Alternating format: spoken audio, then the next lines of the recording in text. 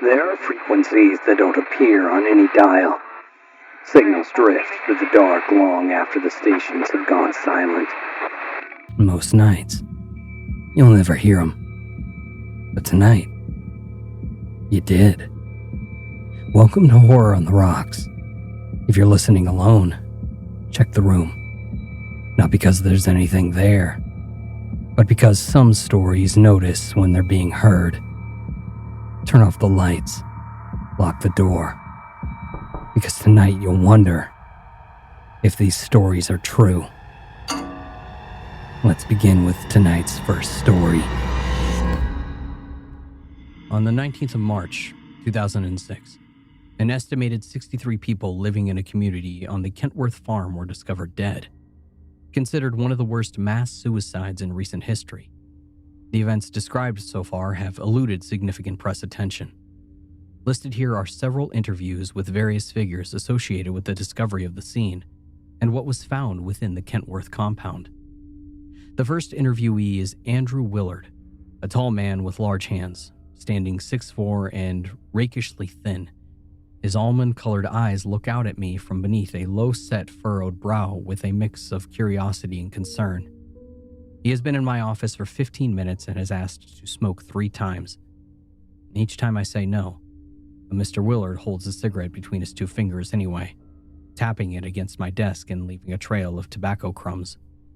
And as soon as my equipment is set up, I ask Mr. Willard to begin his account for the recording. What follows is the resultant transcript. I was around 30 when the Rollins moved in just off the Kentworth land. There were just a few of them back then. Squatters or gypsies, we figured most likely. We didn't much care so long as they weren't settling in on any of our property. Sometimes you'd see the youngest one coming into town to pick a few things up. Well, she was a rowdy-looking thing with dead teeth and raggedy hair. She didn't act much like any gypsy I'd seen. She was quiet and kept to herself. And I remember looking at her and thinking that she might have been a pretty thing in another life. There's always gossip, but I paid no mind. We didn't know nothing about them, and so it might as well have all been fiction.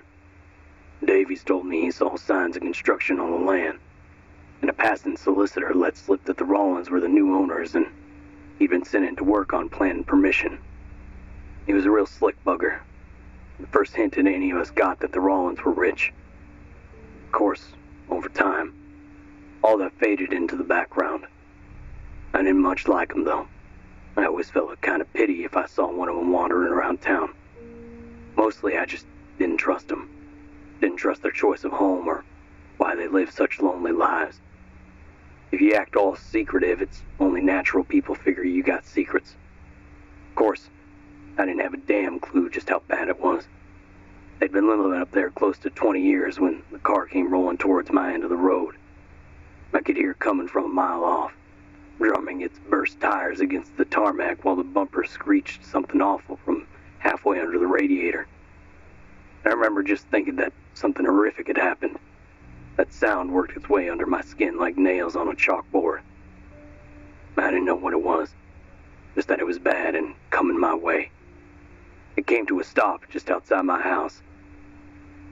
And it was the strangest thing. Like someone had tapped the brakes at just the right time to get my attention. I tried telling the police who came that the handbrake was on when I reached it. And that was a pretty damn odd thing to notice. They didn't seem to think so. And I spent a long time since wondering if maybe I pulled it up without thinking. God knows I don't remember too much of what I saw in that thing. At least, not in an easygoing way. And it's still in there, rattling around in my head. What I saw, smelled, and heard. I feel it when I sleep. Or sometimes even when I just close my eyes. I'll be sitting there and I'll blink for half a second too long and poof. All I can see is those 3 girls sat next to each other, all naked and cut up. And I hear those blue bottles crawling around their belly buttons. And I can smell the mess they made in fear and the smell in their muscles turning to mush, a fat curdling beneath their skin. The car came howling out of the woods with a little piece of hell trapped inside, and I had the misfortune of seeing it. Now I think about it every day, every night. I think about that handbrake pulled up right. I think about the gentle curve of the road. I wonder if the car really can roll on that distance on its own. And I think about those girls. I think about them a lot. I guess I can't help but wonder what they went through. Why they soiled themselves. Why their mascara was all run from crying. And most importantly, why they was grinning from ear to ear. Jesus. Is it okay if I smoke? No. Dr. Alsey is a sad-looking man in his 60s. He has spent the last few years battling an addiction to prescription medication and retired 6 months ago in order to avoid being stuck off as a medical practitioner. We met for coffee at a small restaurant just a few hundred feet from the rehabilitation clinic where he has lived for the last 10 weeks.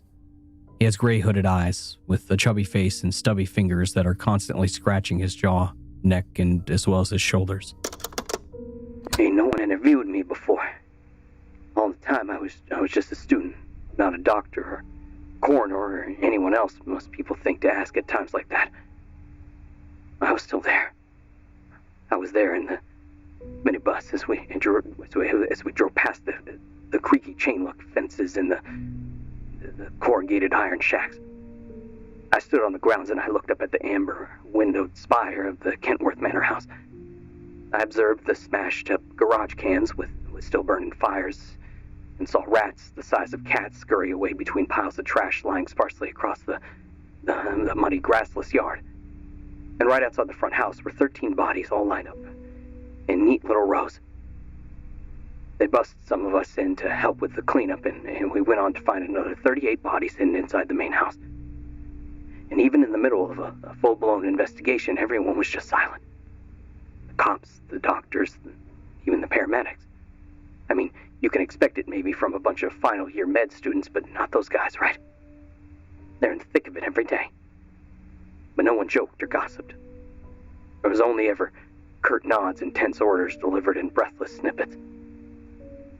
Now, I won't go in as far as to say my time spent with the Rollins is what led to where I am, but it didn't help.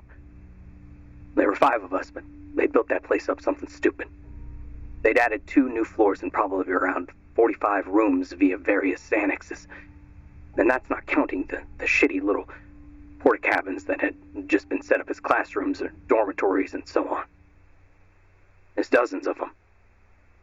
It took days to clear in room by room for bodies just to make sure, and the whole time I was there, right in the thick of it. And the bodies, they were all fucking smiling. I asked about it and I hoped that I'd get some kind of dismissive, oh, it doesn't matter, just do your job. It's just rigor mortis. But the guy that I asked just shook his head and put his hand on my shoulder, and that felt worse somehow. Like no one ever had any answers. No one could comfort me or tell me to just get over it. I wanted to be told my fear wasn't valid, but no one could do that. And all those bodies had been cut up awful. Some hiding in terror and others lying down as if going for a nap. The official verdict was poison or some kind of hallucinogenic episode, but just about everyone I saw was cut up in some real nasty ways. There were strips of flayed skin, nucleated eyeballs, and scalps hanging off like the lid of a bin. One woman had cut her throat so deep that she practically decapitated herself. And for others, it wasn't so clear if they'd hurt themselves or if someone else had done it. It was clear a lot of them had been trying to escape something or someone, but I can't quite imagine how a random attacker could clear out a building or so many people without being overpowered. The Rollins family weren't naive. They had some big guys hanging around who weren't exactly defenseless. In the first couple of days, there were all these people around, but once they figured out how long the job was going to take, they soon found a way to make themselves scarce, you know. There were times that we'd be left alone in that place, and I'm not sure that I had a good night's sleep since. The worst that I had it was when we were still clearing out one of the main assembly halls right at the start. There were 23 bodies in there, and me and my friend had to move them out and start on cleanup. And at some point towards the end of the day, my friend popped off to the toilet, and I was left alone with each and every one of those bodies. Doesn't really help that most of them had been bagged up. If anything, I found it worse. I started to get these images in my head of one of them sitting upright, real slow, like a vampire in those old horror films, except there was nothing cheap and low budget about the picture in my mind. Somewhere on the wall up ahead, the clock was ticking. The kind of thing that you have in a classroom. And I took in the lectern and the benches and folded up ping pong table in one corner. It was a place where people lived. God knows what they were doing, but they were still just living. Really. The guy that I was zipping up, the guy with bloodshot eyes that wouldn't stay closed and blue puffy lips with the tongue half chewed firmly between his teeth. He'd once sat on one of those benches and stared at the clock. And something about that just scares the hell out of me. I decided to leave, to go find someone. Anyone. God, they'd understand, wouldn't they?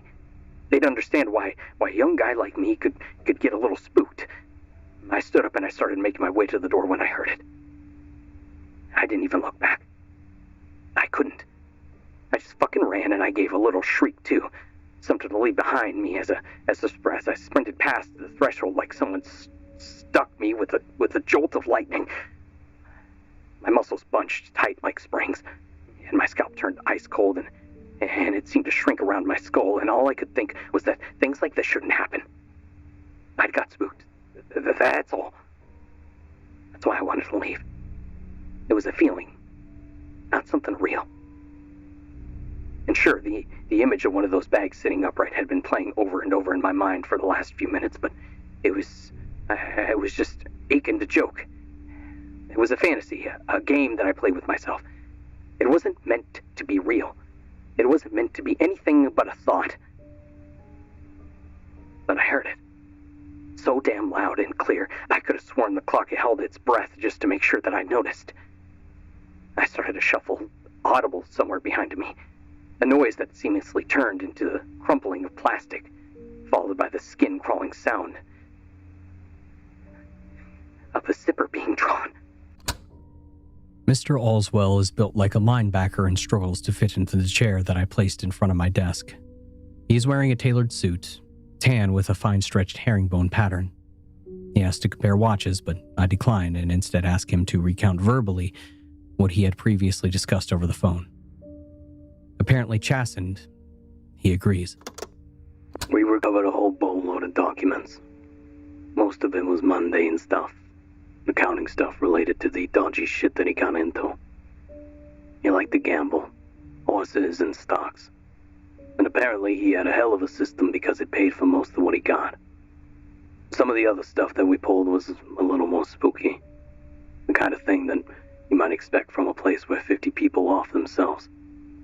I'm talking about weird drawings, manifestos, ranting about purity and blood, weird symbols, you know. I figured that it was all gibberish. Cults are all pyramid schemes. They're about filling you up with hot air. Just throwing words out there like some professor hoping to get laid. Doesn't mean nothing. I got a stripper friend, right? She tells me the funniest fucking thing. Every day these men come in, and she works just off an airport, so this place sees a good amount of foot traffic. And they come in paying her cash to see her tits. And these fucking guys, lie to her. She asks what they do, who they are, and they all lie. One told her that he was a fighter pilot for the RAF. One said they work for MI6. One said an oil baron whose best friends was Easy, and did they mention?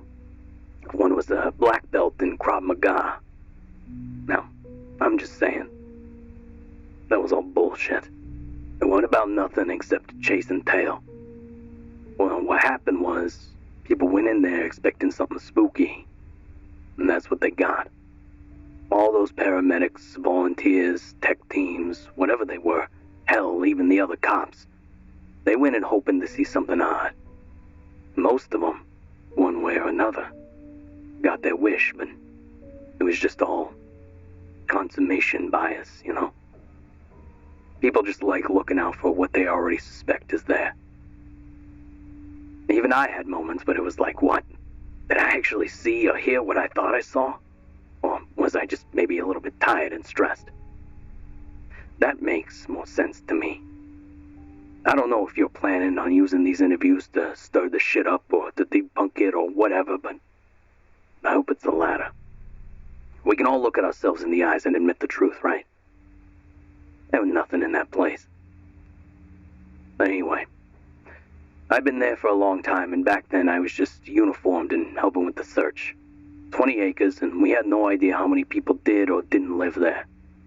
There's some stuff that suggested people had given birth there, so it was real important that we knew for a fact that there weren't a half dozen inbred infants starving to death in some bunker.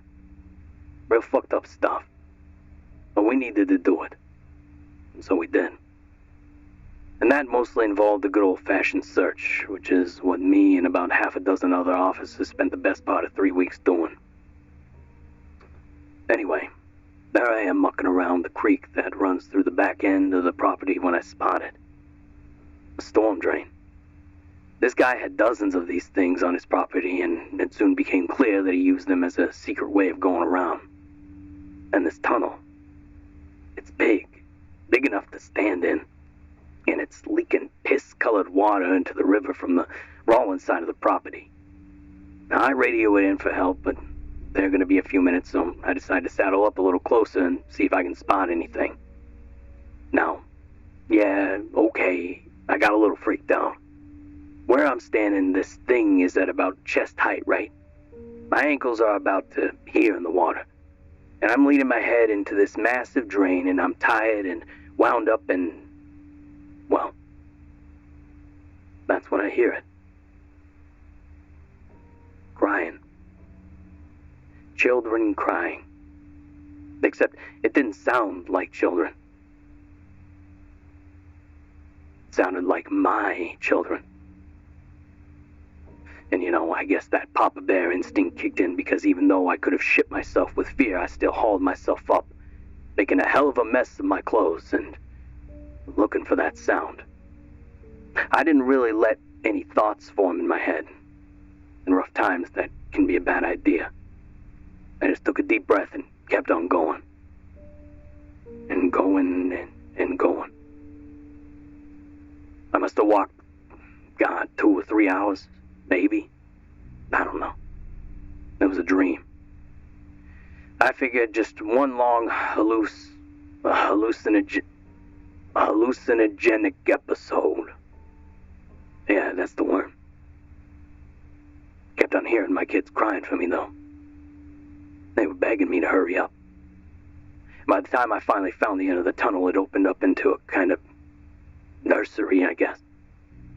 It looked like a normal sort of classroom for kids around maybe age 3 to 5, but only at a glance.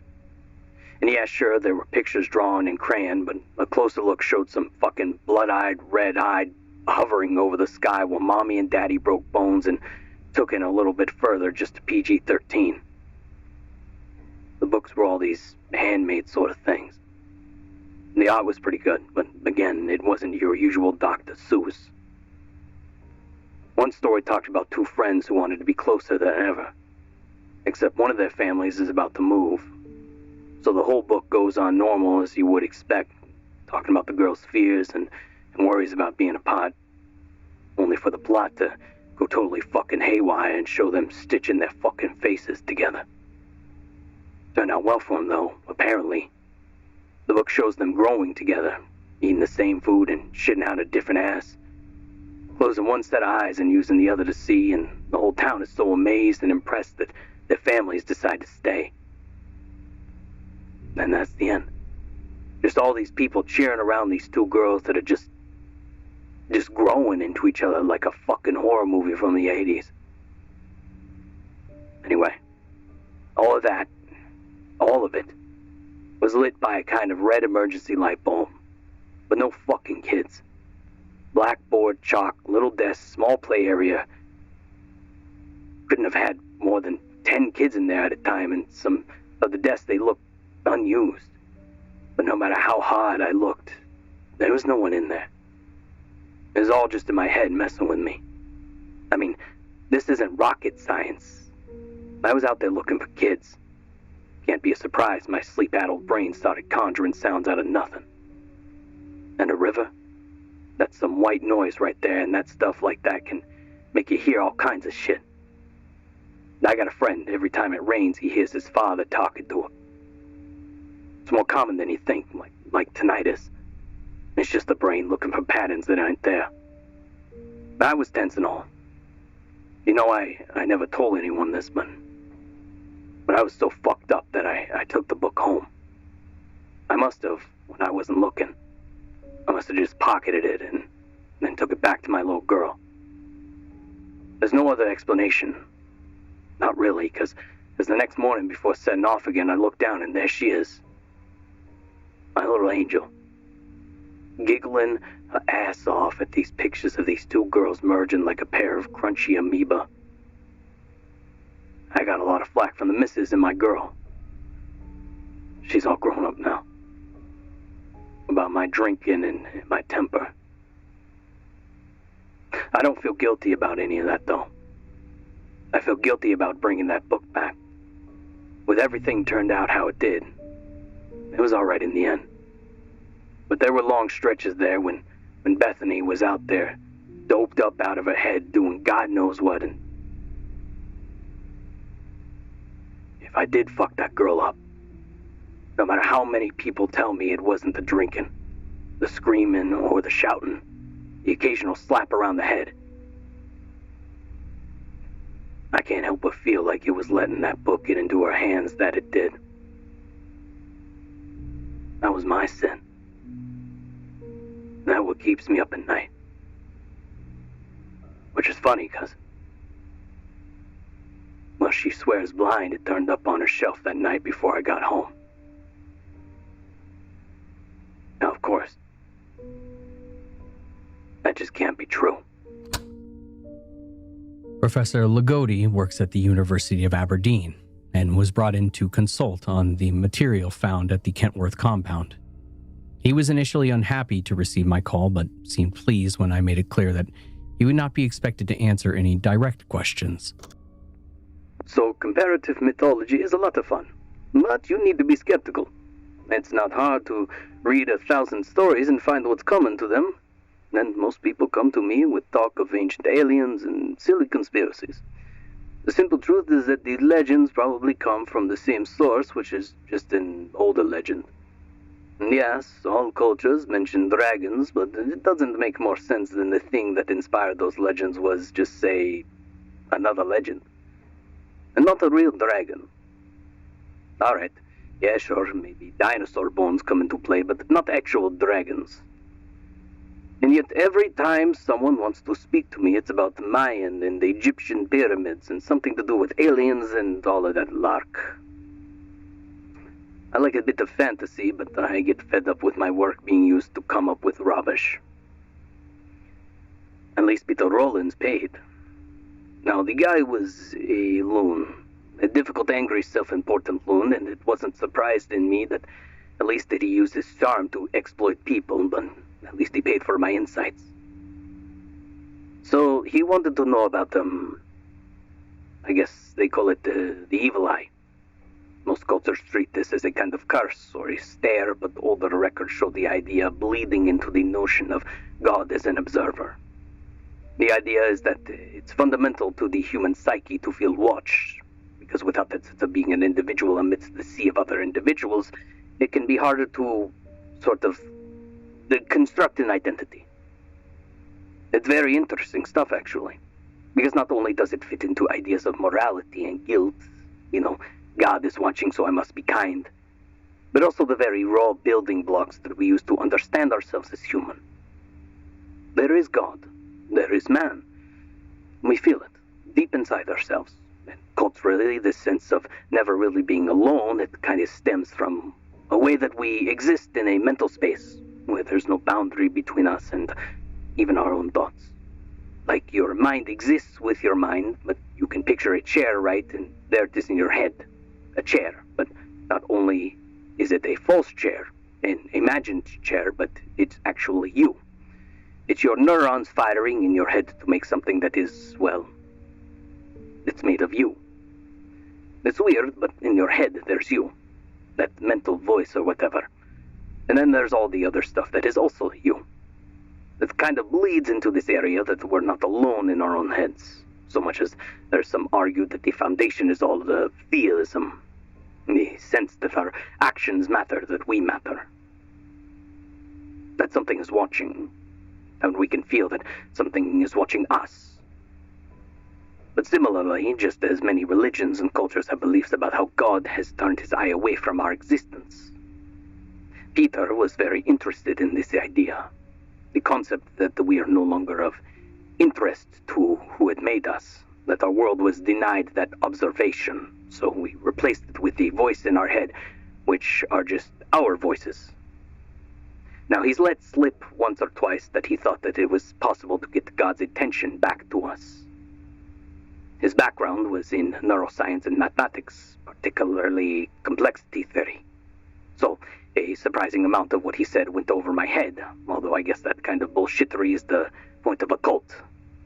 Yes, he did try to recruit me. He also tied it to the quantum physics, talking about how observers alter the physical laws of reality. I've checked, and some physicists in the university say that it is essentially true, albeit nowhere near as mystical as Peter made it out to be. But he said that he could get God's attention back to us. Something to do with receivers and signals and neurosynchronicity. Then he would have the power to alter reality, or maybe something to that effect. Anyway, the last time that I spoke to him is because I asked if that was something that he really wanted. Now, he flew into a terrible rage, but I was only trying to humor him. And I felt like I had a point, you know? I mean, if we are all naughty kids on a cosmic timeout step, do we really want to get God's attention? He must have left for a reason. I'm not sure if he'd be pleased if we started throwing shit on the walls to get back out over at our little corner of creation. But that's not really what I wanted to ask him. Not really. I don't know why I didn't ask him, but what was really going through my head was, what if it's not God's attention that we get? Mr. Coast had agreed to meet with me in the garden of his home.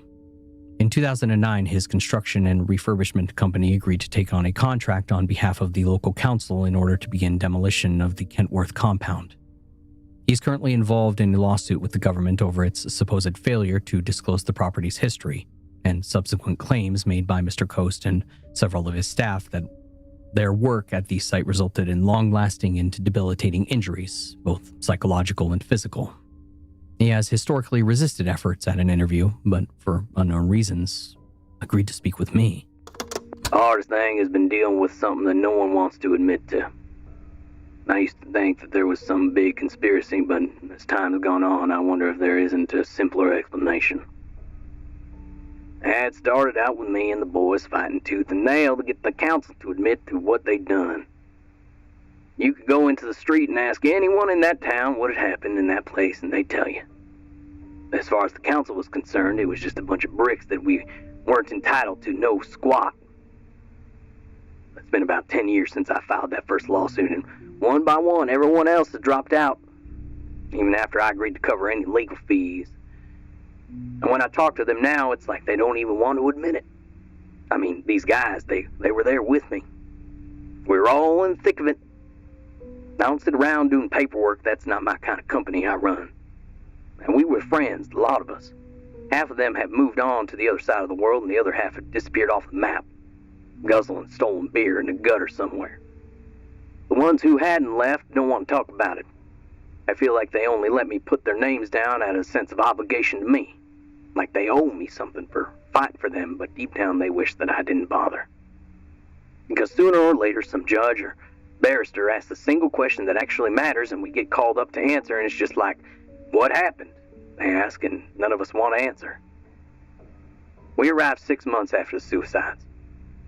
No one said what or why. We were told there was an old house and that we had to go in and bring it all down. take everything out and demolish it brick by brick. We were given an accepted list of equipment that we could hire on the government's behalf, and it wasn't actually great. I think they expected us to do it all with sledgehammers and picks, but damn if it wasn't tempting when they offered us a blank check.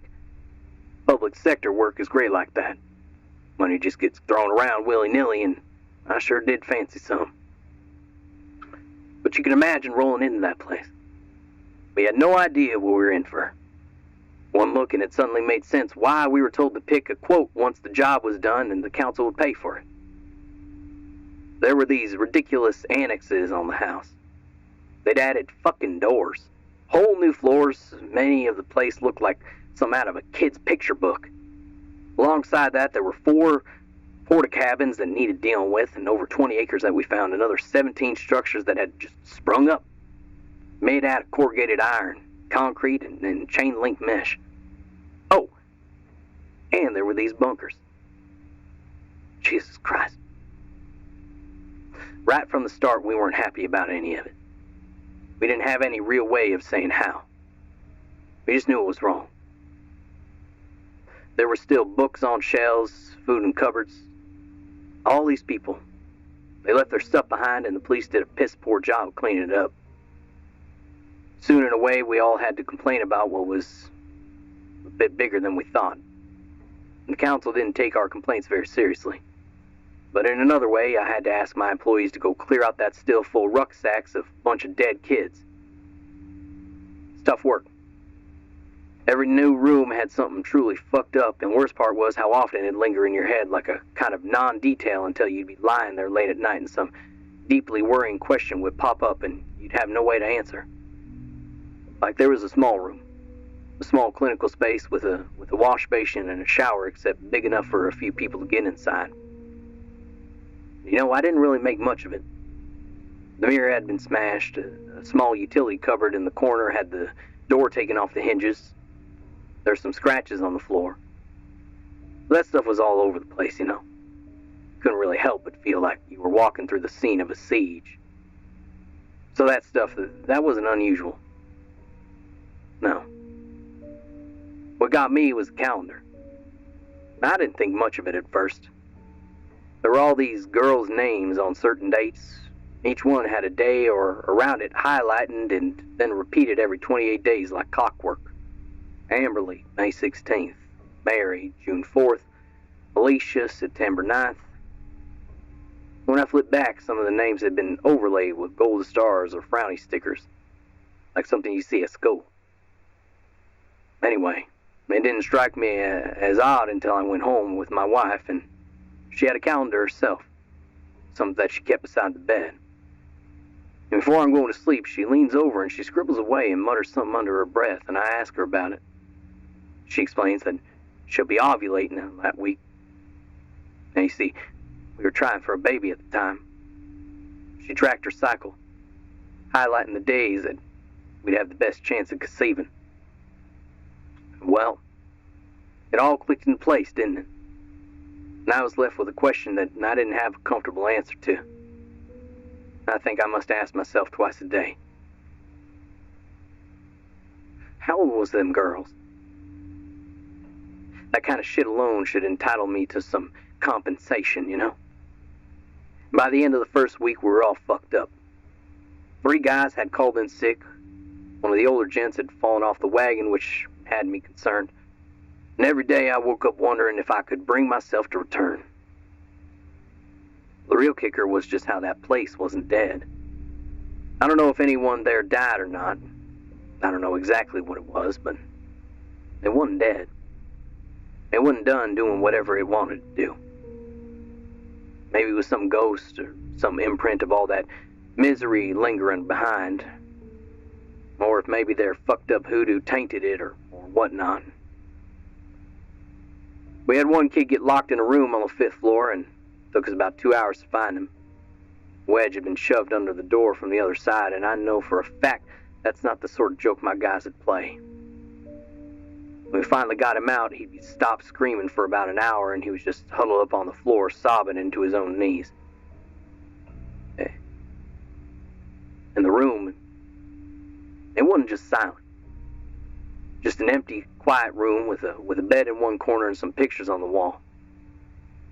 We just kept asking him what happened, but the only thing he could do was look at the bed, just staring at it like a lion was going to pop out.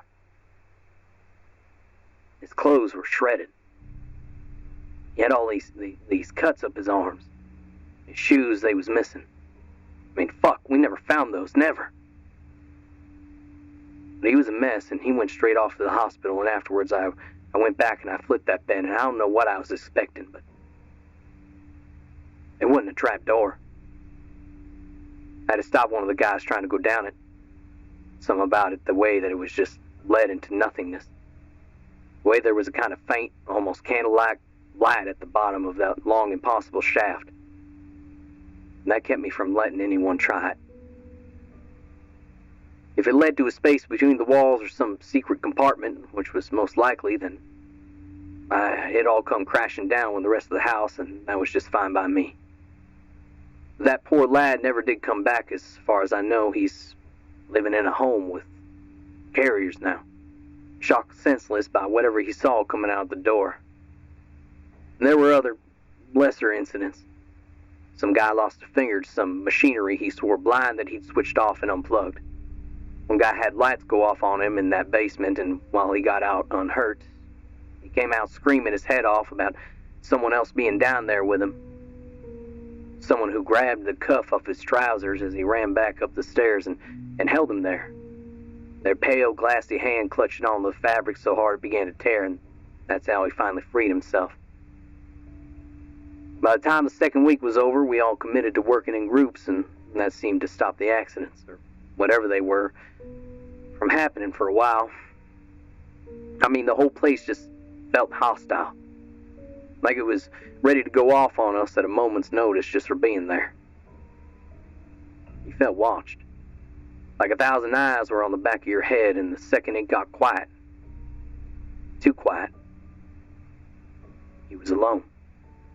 It'd take you and gobble you up in a heartbeat. And then there was them bunkers. Fuck me, them bunkers. 3 of them, I think. We gave up after the last one. For all I know, there are more down there. Way more. In fact, deep down, I reckon there's at least another one with live people still in it. Now, I guess for context, I should mention that I took the police about a week to dig up all the corpses in their various hidey holes. I'm sure some were lying down in the assembly hall, but at least another dozen were jammed in cupboards, closets, crawl spaces, and dangling from an attic rafters with their bony fingers still pressed to their lips. But there were even more in them bunkers. There's an empty one. Classroom at the, I guess. That one cleared out nice and easy, though. Some guys kept on saying sound carried funny down there because they kept catching the snippets of kids singing and playing. Another one was a proper little safe space, and it was a fucking massacre. No gore aside from broken nails or whatever they'd done to themselves in panic. They were all piled up against the door trying to force it shut only if it was too late, because they never got it all the way closed. Whatever followed floored them in seconds. Must have been. At least, that's what the cops told us. Now, what they didn't tell us, because they don't know, was that there was another bunker that was left for us to find. And just like the last one, it was filled with corpses. But this time, there were no police to cart them off before any rot set in, and I was left to have us just stumble across them by smell alone. 6 of them. 1 adult and 5 kids.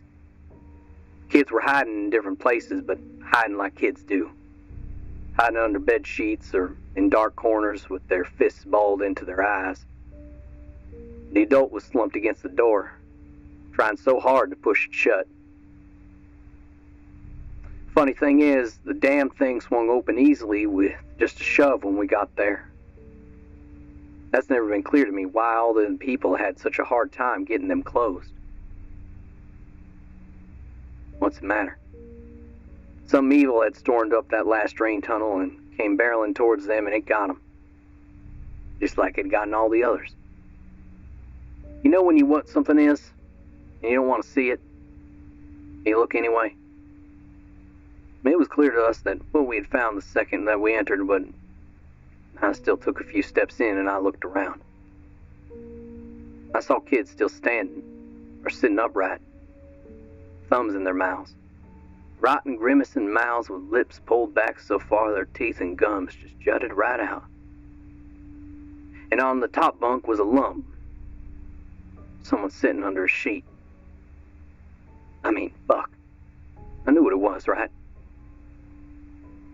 So why'd I pull that sheet back? And their eyes was still open, looking at me. Not through me, not behind me, not beside me, no. They was looking right at me.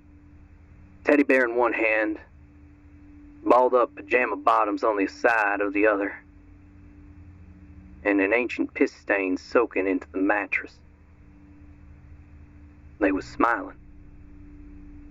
Like I said, after that we quit and we got the police to come in.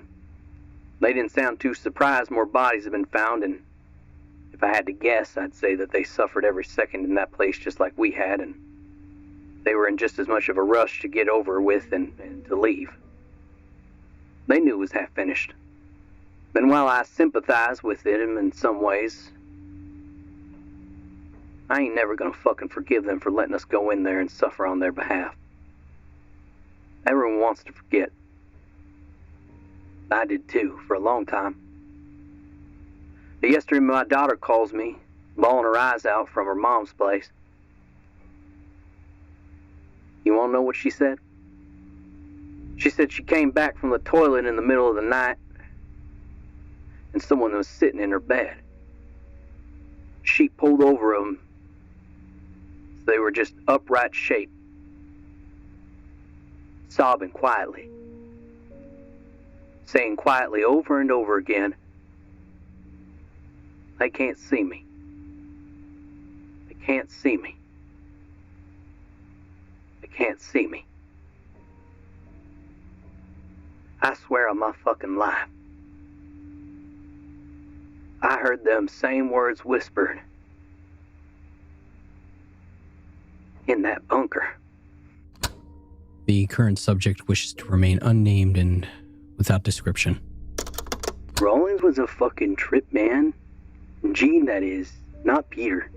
I mean, I never really knew the younger one. Not really. His whole family was interested in custom psychedelics, and there are many labs still out there ready to innovate like I am. Like I said, I always dealt with Gene. The older one, he was funny and wild, and he had a poet's soul. I told him I wanted to drive from one coast of the States to the other and write a book along the way, and he decided to join me. And so we wound up hitting the road tanked up with so much fucking mescaline and peyote. It's a miracle we never came back. Shame we never went to Amsterdam at the time. You think that we got to Utrecht? It was a blast anyway. In hindsight, we should have realized that they don't really have any canal boats in Nevada. Like I said, Gene was down to party, and he spoke to me a lot about his old man who was a special case of fucked up. He was a mine inspector or something like that. A geologist, maybe? Anyway, one day he went down into a dark hole and he came back all kinds of different. Now, he was dark and nasty, abusive in just about every way that you could be. He insisted on homeschooling his kids. Now, Gene was around 16 at the time and he just up and left, but Peter was younger, maybe about 8 or 9. Gene told me it fucked him up to leave his brother behind, but he had to. When I finally met Peter, he was a lot like his brother, but a little darker, a little less fun. For the first years, I kind of thought of him as like a photocopy of Gene, something slightly different, maybe faded, but he wasn't. Gene was all about the journey, the fun, sex, drugs, and rock and roll, baby. He and I were about keeping that dream alive right up into the Bush era. Peter had a very specific request about what I made for him. It was all while working for him on an actual chemistry side of stuff that I realized he was smart in a way that Gene never was. You know, you might get the chance to speak to some of the cops who went into that compound, and one of them got it right. Looks like a fucking gorilla in a suit, but he got it right. He'll tell you all those symbols and voodoo shit was just a bunch of nonsense made to distract, but he was right. It was never about that. It was about the water supply. Now, I didn't realize Peter was putting this stuff in the water. Hell, I didn't even know what this stuff was. He told what to make and how I did it. Sometimes doing other favors for him, too. He'd pay me enough cash to keep on tripping for a whole year. And somewhere along the line, Gene faded out of the scene. God knows what he's doing now. Cooking barbecue with his wife and kids and saying, "Oh golly," instead of swearing probably. Peter kept on ticking, and sooner or later I knew we'd come to blows. You see, me, I've traveled farther than anyone else has traveled, and I've done it from comfort of my own home, and let me tell you what's out there. Let me tell you what's secret behind human spirituality. Nothing. We're just a bunch of hairless monkeys clinging to a fucking rock, just jerking off. When you come to peace with all that's left is to just grab a banana with one hand and your cock with the other. It's liberating. Peter, he disagreed. Violently disagreed. Not only did he feel offended by the idea that there was nothing else out there, he actually thought that the right mental state could be used to send out some kind of broadcast, a kind of, "Hey, look at us over here." I never really learned what he meant, just that he wanted to get something attention and is all about turning his mind into the right frequencies and then sort of broadcasting an idea. Later on, he'd tell me that he was close. It was all about getting the right numbers, like launching a dozen flares instead of just one. I don't know why I'm telling you all this next bit aside. I don't know, I better actually remain fucking anonymous. But I sabotaged the last batch. And I guess I had a bad trip or something. Because I just woke up one day with this idea in my head that he couldn't be allowed to keep on broadcasting that signal out into the world. Not with all these people. I don't know. I never changed my mind. I'm still adamant that there's nothing spiritual out there, not really. I mean, there's no meaning. That's the only lesson that we need to learn, but fuck, staring into that darkness one night high as a fucking kite on acid. The idea that something might be staring back just wormed its way into me and had a bit of a journey. I just couldn't have it. I never really understood what it was, and I'd been making, but I knew a few slight adjustments to it would turn it into coffee sweetener or something like that, you know. Having a bit of fun, man. Hell, I'd taken it myself a few times, and as far as I could tell, it wasn't even psychoactive. So what the hell was he doing it, dosing his followers up every day with the damn stuff? I couldn't say it, but I figured what difference would it make if I swapped an H with a C and turned it into a chemical gibberish with no real effect on the body? If something's out there, I didn't want that fucker getting its attention. And so I didn't know that they'd built up a dependency. I didn't know how its absence would, apparently it is psychoactive. It's also extremely addictive. And when people experience withdrawal, they don't experience it quietly. I know a lot of bodies were found peacefully resting in that main assembly hall. You notice how rarely the police throw around the word poisoned, even though that's the official verdict? They weren't poisoned. Just look at the girls in the car, man. They was fucking butchered. Truth is, no one actually knows what happened up there.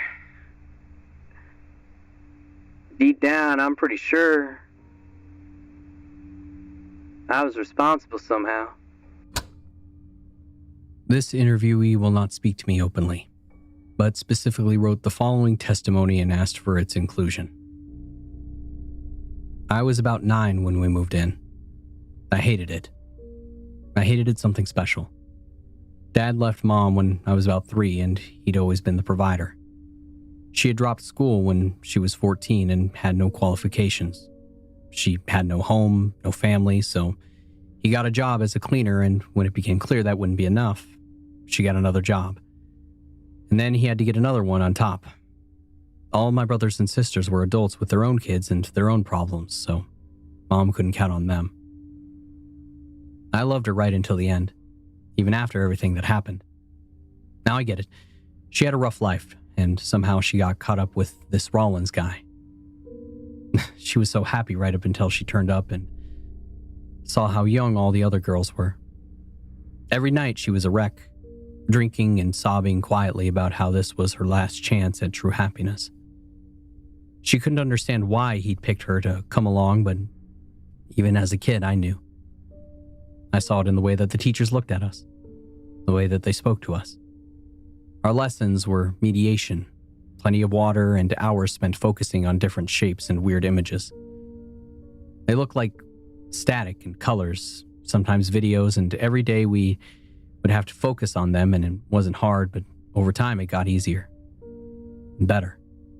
Sometimes kids would fall over shaking, bleeding out their noses, mouths, and eyes. Sometimes they'd start screaming, and if they did, they'd be dragged away and would spend hours drawing what they'd seen in the static. It was a slow effect, something that didn't go away just because you stopped looking at the pictures. Those images burned themselves into your eyes, and that was the point. To this day, I'm adamant that they put something in our food or in our water. I don't know. The whole time I was there, I felt different. Funny, but it wasn't like I was high or anything. I just felt watched. All of the time.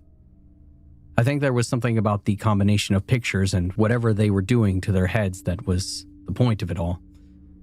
All of the masses and prayers and special rituals were just set dressing. How we were the chosen special people. It was all the kids who had mattered. And towards the end, I started getting into it. I started to get this sense that I was looking at something and it was looking back. But it was out of focus, and it was kind of a hard puzzle, and I loved puzzles. I didn't enjoy the way that those pictures made me feel, but I hated seeing the other kids get rewards for doing better than me. If you drew a good picture, a great one, the kind of thing that Mr. Rollins would take for his personal collection, then they would let you shower and have other treats. To this day, I have never hated anyone as much as I hated the kids who got to have butter on their toast at breakfast time. Looking back, it was all sick. All of it. But I wanted to make Mom proud, and I wanted her to be happy. If I could be good enough to get Mr. Rollins' attention, then maybe we'd get our own room. Maybe Mom could have a day off on the weekend. Maybe they'd just let her work on laundry instead of having to clean their toilets. Peter Rollins was a nasty piece of work. He had his claws in each and every one of us. He knew exactly how to twist and turn his words that way you thought you wanted to do what he wanted. They never did find his body. They never know what happened to him. But I did. It started slow. A few people started to get a little ill. Not violently or anything. They just lose all their energy and start sleeping, collapsing where they worked, or making beds out of whatever they could find at hand. People started forgetting stuff. Mr. Rollins would forget his speeches during the morning communion. Our teachers would come in and just sit there staring at the walls. All the kids stopped playing one by one. Then we just turned into zombies, and the word going around was that there was a disease. But then other rumors started talking about a come down, which I didn't understand as a kid. The whole time there had been a sheen of life in that place, a kind of haze that you didn't realize was there until it was gone. And it got worse pretty quickly, even when Mr. Rollins got sick and we went into his room and we didn't see him again right until the end. Soon, people stopped waking up or leaving bed. And once the higher-ups got it, all functioning broke down. We stopped harvesting crops, stopped going to town to buy essentials. We even stopped opening the gates for deliveries. Everyone was either slumped down or somewhere or asleep. There were a few nights like that, of total silence. And then the talking started. At first, people would just mumble, and it seemed kind of normal if you only saw one of them doing it. Except in the dorms, it was obvious something was wrong.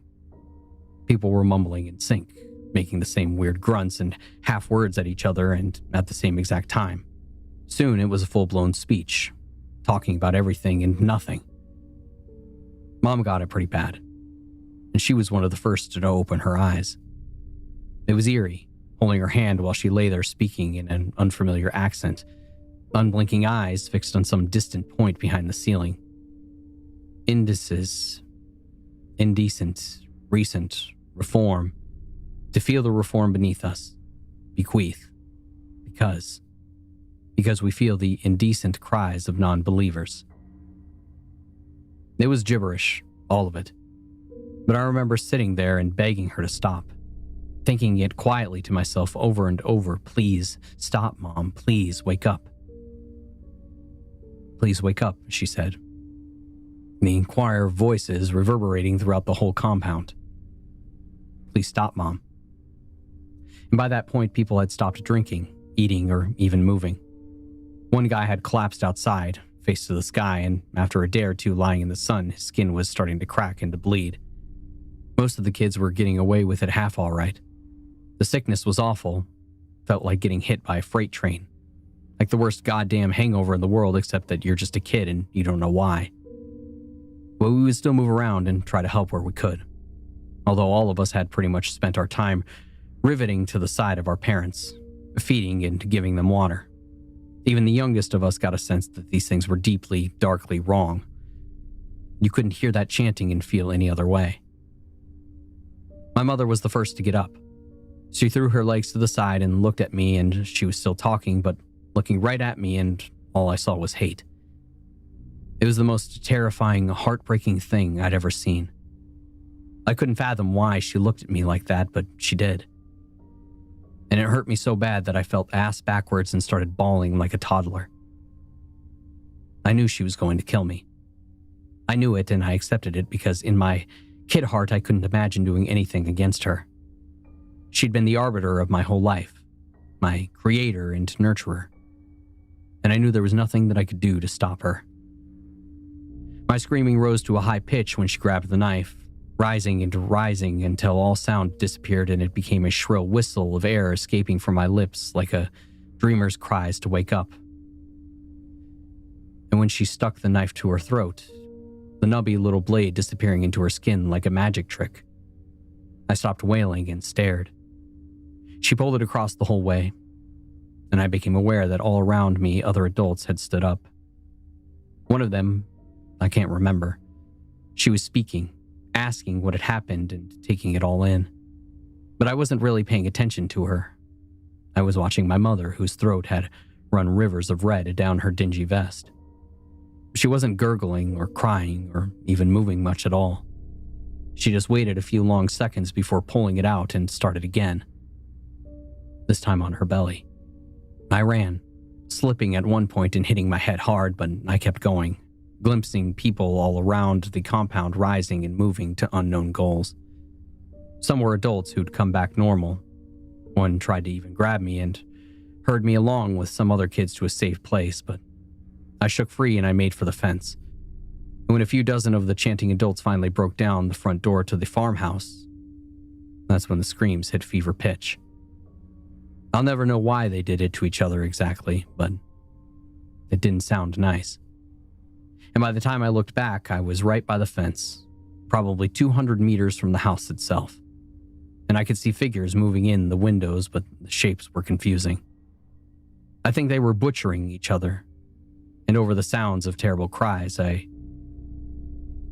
few of them were singing. It wasn't a sound like anything that I'd ever heard, but it practically knocked me out and I had to fight the urge to just collapse and to give up. I knew there was a small spot near the fence that was big enough to crawl through, and that's what I used to get clear of the house. It's a long drive to the property, though. A single muddy lane that I had to navigate in darkness. And at some point, a car came rumbling past, and I nearly jumped out to cry for help, but I remembered where it was coming from. And instead, I jumped into a ditch and I hid in the shadows as its blinding light flashed overhead. And once it passed, I tried to get a look at who was in it, but all I could pick out were a few heads and something on the roof of the car. I think it looked like a person, but some deep-rooted part of my mind told me that it wasn't. In my nightmares, I'm back on that road. Walking, and I know that it'll never end and that the sun will never rise. I might see a far-off sign that tells me that I'm close to the main road, but I know my eyes can't be trusted. Just that I know that there's something that has left the compound to come looking for me. There's no cover, just open fields and a few hedges, but in the dark it's all just ink blots that I can't focus on, contrasting only against the bluish night sky that sometimes isn't very bluish or much like a sky, but rather like a membrane of rotting oil paints. Mr. Rollins.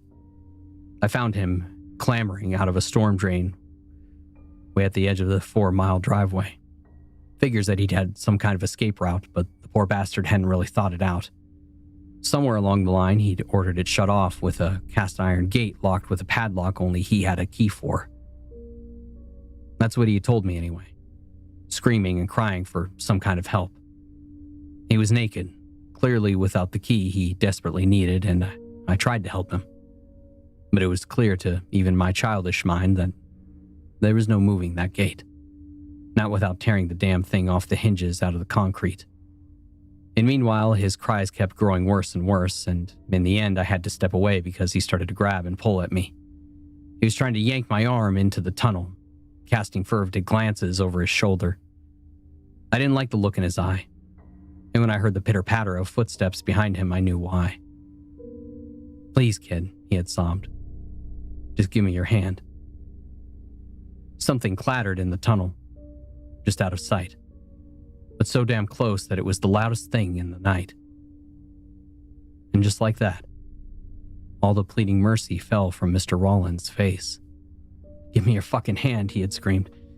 I remember his voice was bunched up like an animal. "Give it here and fucking die with me, you piece of shit." I had turned and ran away, terrified by the sounds that came out of the grate. Not just his screaming, mind you, but the actual sounds of what was happening to his body. I remember him saying on my very first day that when God's gaze returned to our humble world, he'd be first and foremost in the Lord's attention. Personally, I'm not convinced that it was God looking our way at all. But I do think that Mr. Rollins was given special attention. Gary Willow is a former YouTube and Instagram influencer, better known for being a member of Riley Alton's entourage. A lifelong friend of Riley's, Gary left his job in 2011 to work for Riley's growing production company, specializing in urban exploration and spiritual phenomena. Riley's YouTube channel boasted millions of followers and viewers, although after his death, the account was taken down and all content removed. In 2013, as part of a segment on mass suicide and cults, Riley, along with Gary and 3 other members of his crew, had broken into Kentworth compound to film what was expected to be one of their most popular videos. No, it was never fake. I'm not saying we actually got ghosts of anything, but everyone was so adamant that we just made it all up, and I swear half our audience was skeptics desperate to prove us wrong. Like at that abandoned club when we went into Brazil, where all those people got shot up. I swear on my life that door moved on its own. No fishing line. It legit moved on its own. Riley was a lot of things, but he wasn't actually that fake. And I've met a lot of influencers, and yeah, he was cut from the same cloth, but at the same time, he was a lot better than most of them. And it was me, funnily enough, who got wind of the Kentworth compound, not Riley. I got a tip from someone, and they're all a bunch of bullshit, but the more that I followed up on this one, the realer the story became. I couldn't believe no one was talking about this place and the Rollins cult. Sure, it wasn't exactly huge in terms of fatalities, but the sheer weirdness of it all was just awesome. Of course, in hindsight, given what happened to our YouTube channel, it's obvious why the story was so subdued and outright censored in some parts. Enough money can buy you just about anything. And we were idiots. We rolled up there thinking that it was a gold mine.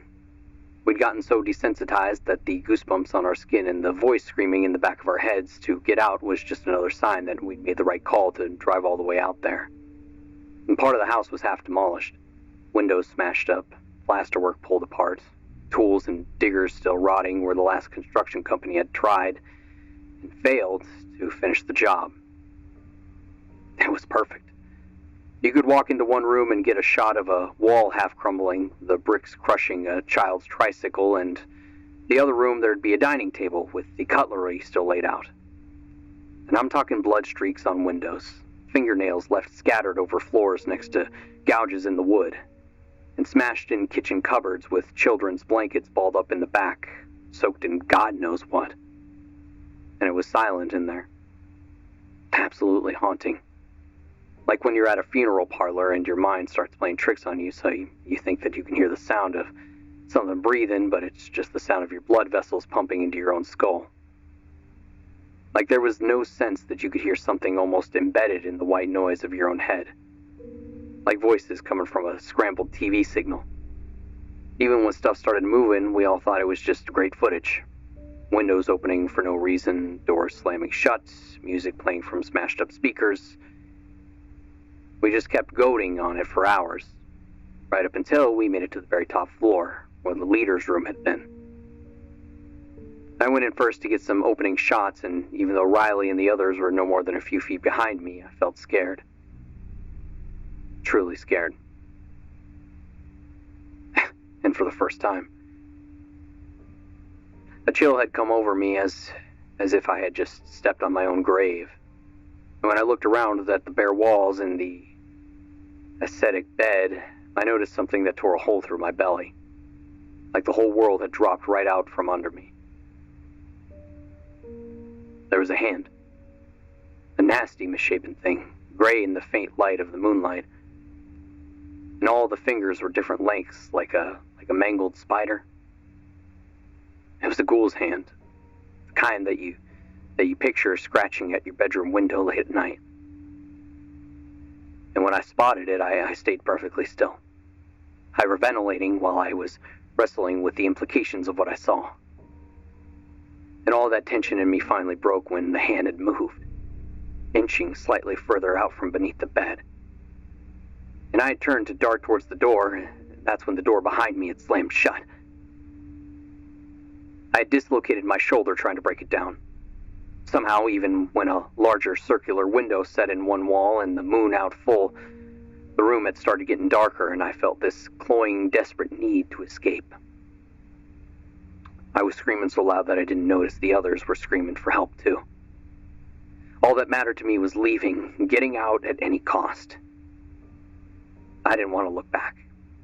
Everything in my head was just pure nightmare, so I kept my face fixed on the door that I had punched and kicked while the skin on the back of me tightened, and I got so damn terrified that I could feel my vision start to blur. I was close to passing out. That's how scared I was. It wasn't just the shadows. No, I knew with absolute certainty that something was approaching me. The air was getting colder. A faint scraping was present just beneath the sound of my screeching cries, and that thing's presence made the skin on my back crawl, and the feeling was getting worse with every second. I got so bad that I turned around desperate to get rid of the fear. That's how it works, right? You scare yourself up over something that isn't real, like, say, a hand beneath the bed. And your mind does the rest. All you need to do is reassert yourself, fight against the darkness and face it, and you'll see that it all along was just make-believe. But there was really something else in that room with me. A man, or something like a man.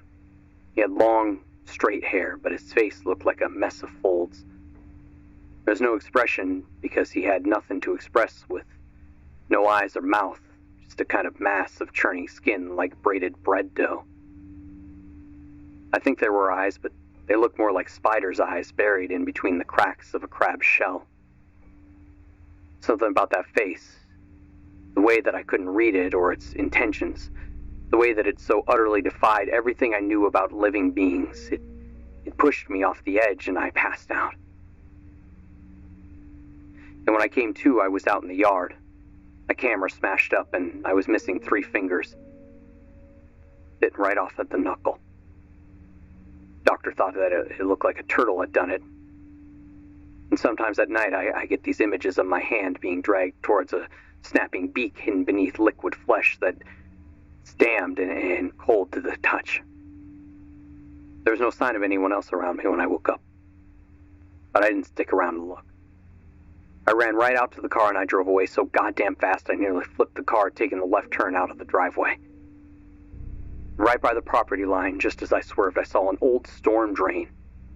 Something bolted over with heavy iron doors. I only glanced at it out of sheer chance, and as I was going too fast to get a proper look, but I swear I saw someone's hand gripping those bars. Not a nasty, pustule, hidden, ridden hand like the one that had come clawing out of the bed, but a familiar one. A normal one. It was one of those others who had gone with me, I think. They call it survivor's guilt. They tell me that it's normal, but nothing about what I experienced was normal. And I think that's what really gets to me, is that deep down I'm scared that I'm not the only survivor. And that hand I saw gripping those bars, I fear that's the owner still down there. Still trapped. All of them taken by that place, and that's the thing. I just don't know. I'll never know. None of us will. Arnold Milson is a short man with sideburns and patchy facial hair. And he stands watching me with beady eyes as I approach the front porch of his house, as though I am liable to bite him. I know that he is in his late 40s, but he appears significantly older. You always hear about it being something that happens to kids. Wandering around in places where they are fucking about near a well, and then plop, in they go. I guess it shouldn't have been a surprise that I went down. Well, with my bad leg. But the truth is, the first thing I felt when I opened my eyes was pain of confusion. It was just sheer embarrassment. You always hear about kids falling down them wells, not 38 old men. There I was, slightly dodgy hip, lodged in a fucking 30-foot hole in the ground. Not that there being any warning. No signs, no wall. Just a little hole halfway down the slope at a hill that I'd never come cresting over. Just bad luck, really. And coming the other way, I would have spotted it a mile wide and avoided it easily enough. But I didn't. And I was left stuck in that darkness in waist-high water that was stale and dark and smelled of piss. Possibly mine. Thank fuck that I had my phone on me and it had kept dry in a jacket pocket. A quick call and my sister was on her way with the police, but what did that mean, really? What it meant is that I wouldn't die in there, but it wasn't like I couldn't give her my exact location. I didn't have GPS. Couldn't get it down there either. And she had to get the police and then come find me, and that wasn't going to be quick. And so I was stuck down there. Not forever, but in the end, it took them about 11 hours to find me, and a further 2 to rescue me. In those 13 hours, to me, they were like the longest book ever written. It started with a kind of patient stoicism, and I resisted the urge to panic, especially knowing help was on the way. I disregarded my surroundings and focused on the light overhead. I ignored the smell around me and the other way the water made my skin tingle. I told myself that I wouldn't let it get to me. The blind panic. I focused on my breathing, spoke aloud to break the silence. Hell, I even sang for a while. And that was the first hour. Sooner or later, my mind was going to wander. It had to. So I tried to set it in on the organized path. I kicked around with my feet until I hit something solid. There's a beam of wood, And I stood it up and lifted it myself a further 6 inches up out of the water, and then stood back down. It was too hard to balance on with my leg, but that was pretty much all I could sense around me. Sounds silly now, but I didn't want to look around too much, so I kept my phone light off for the first hour. It was the spiders. I knew they was down there. I'm terrified of them, and I knew from their experience the best place to find the big, nasty, hairy ones was in a dark hole rarely treaded on by human feet. And oh boy, was this place hollow ground for arachnids. So far that I really figured out that the wall was soft earth with thick roots bulging out, but I could hear something dripping, and it wasn't above or below, it was right next to me. But somehow it sounded far away. I told myself this was exactly why I had to keep my mind on track. The drip didn't help none. It didn't mean anything. But it was a long time to stand there and pretend like I wasn't so terrified that in the end I gave in. And I turned the light on and I regretted it instantly. There was at least 7 of them. Massive, enormous, hairy things. Too big for home living. These weren't the kind of house spiders that you find under a sofa. Oh no. And I hated them. I hated the sight of them. Their sheer presence burning a hole in my skin right through the clothes. The biggest one was nearly as wide as my palm, and for a brief moment I told myself that I'd fallen right into my own personal hell. The thought was right. My timing was wrong.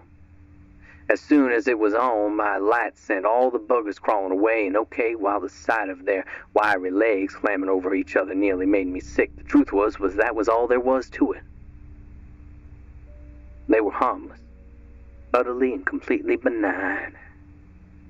And once they was gone, I was finally able to recall why I turned my light on in the first place. And I swung it around looking for the source of the dripping until I spotted a small cast iron grate in the wall. Now, I'm not exactly an expert on walls, so I wasn't quite sure what to make of it. And I genuinely figured wells were full of water, or just big holes. If any tunnels intersected them, they ought to be full of water, too. Or at the very least made by underground rivers and so on.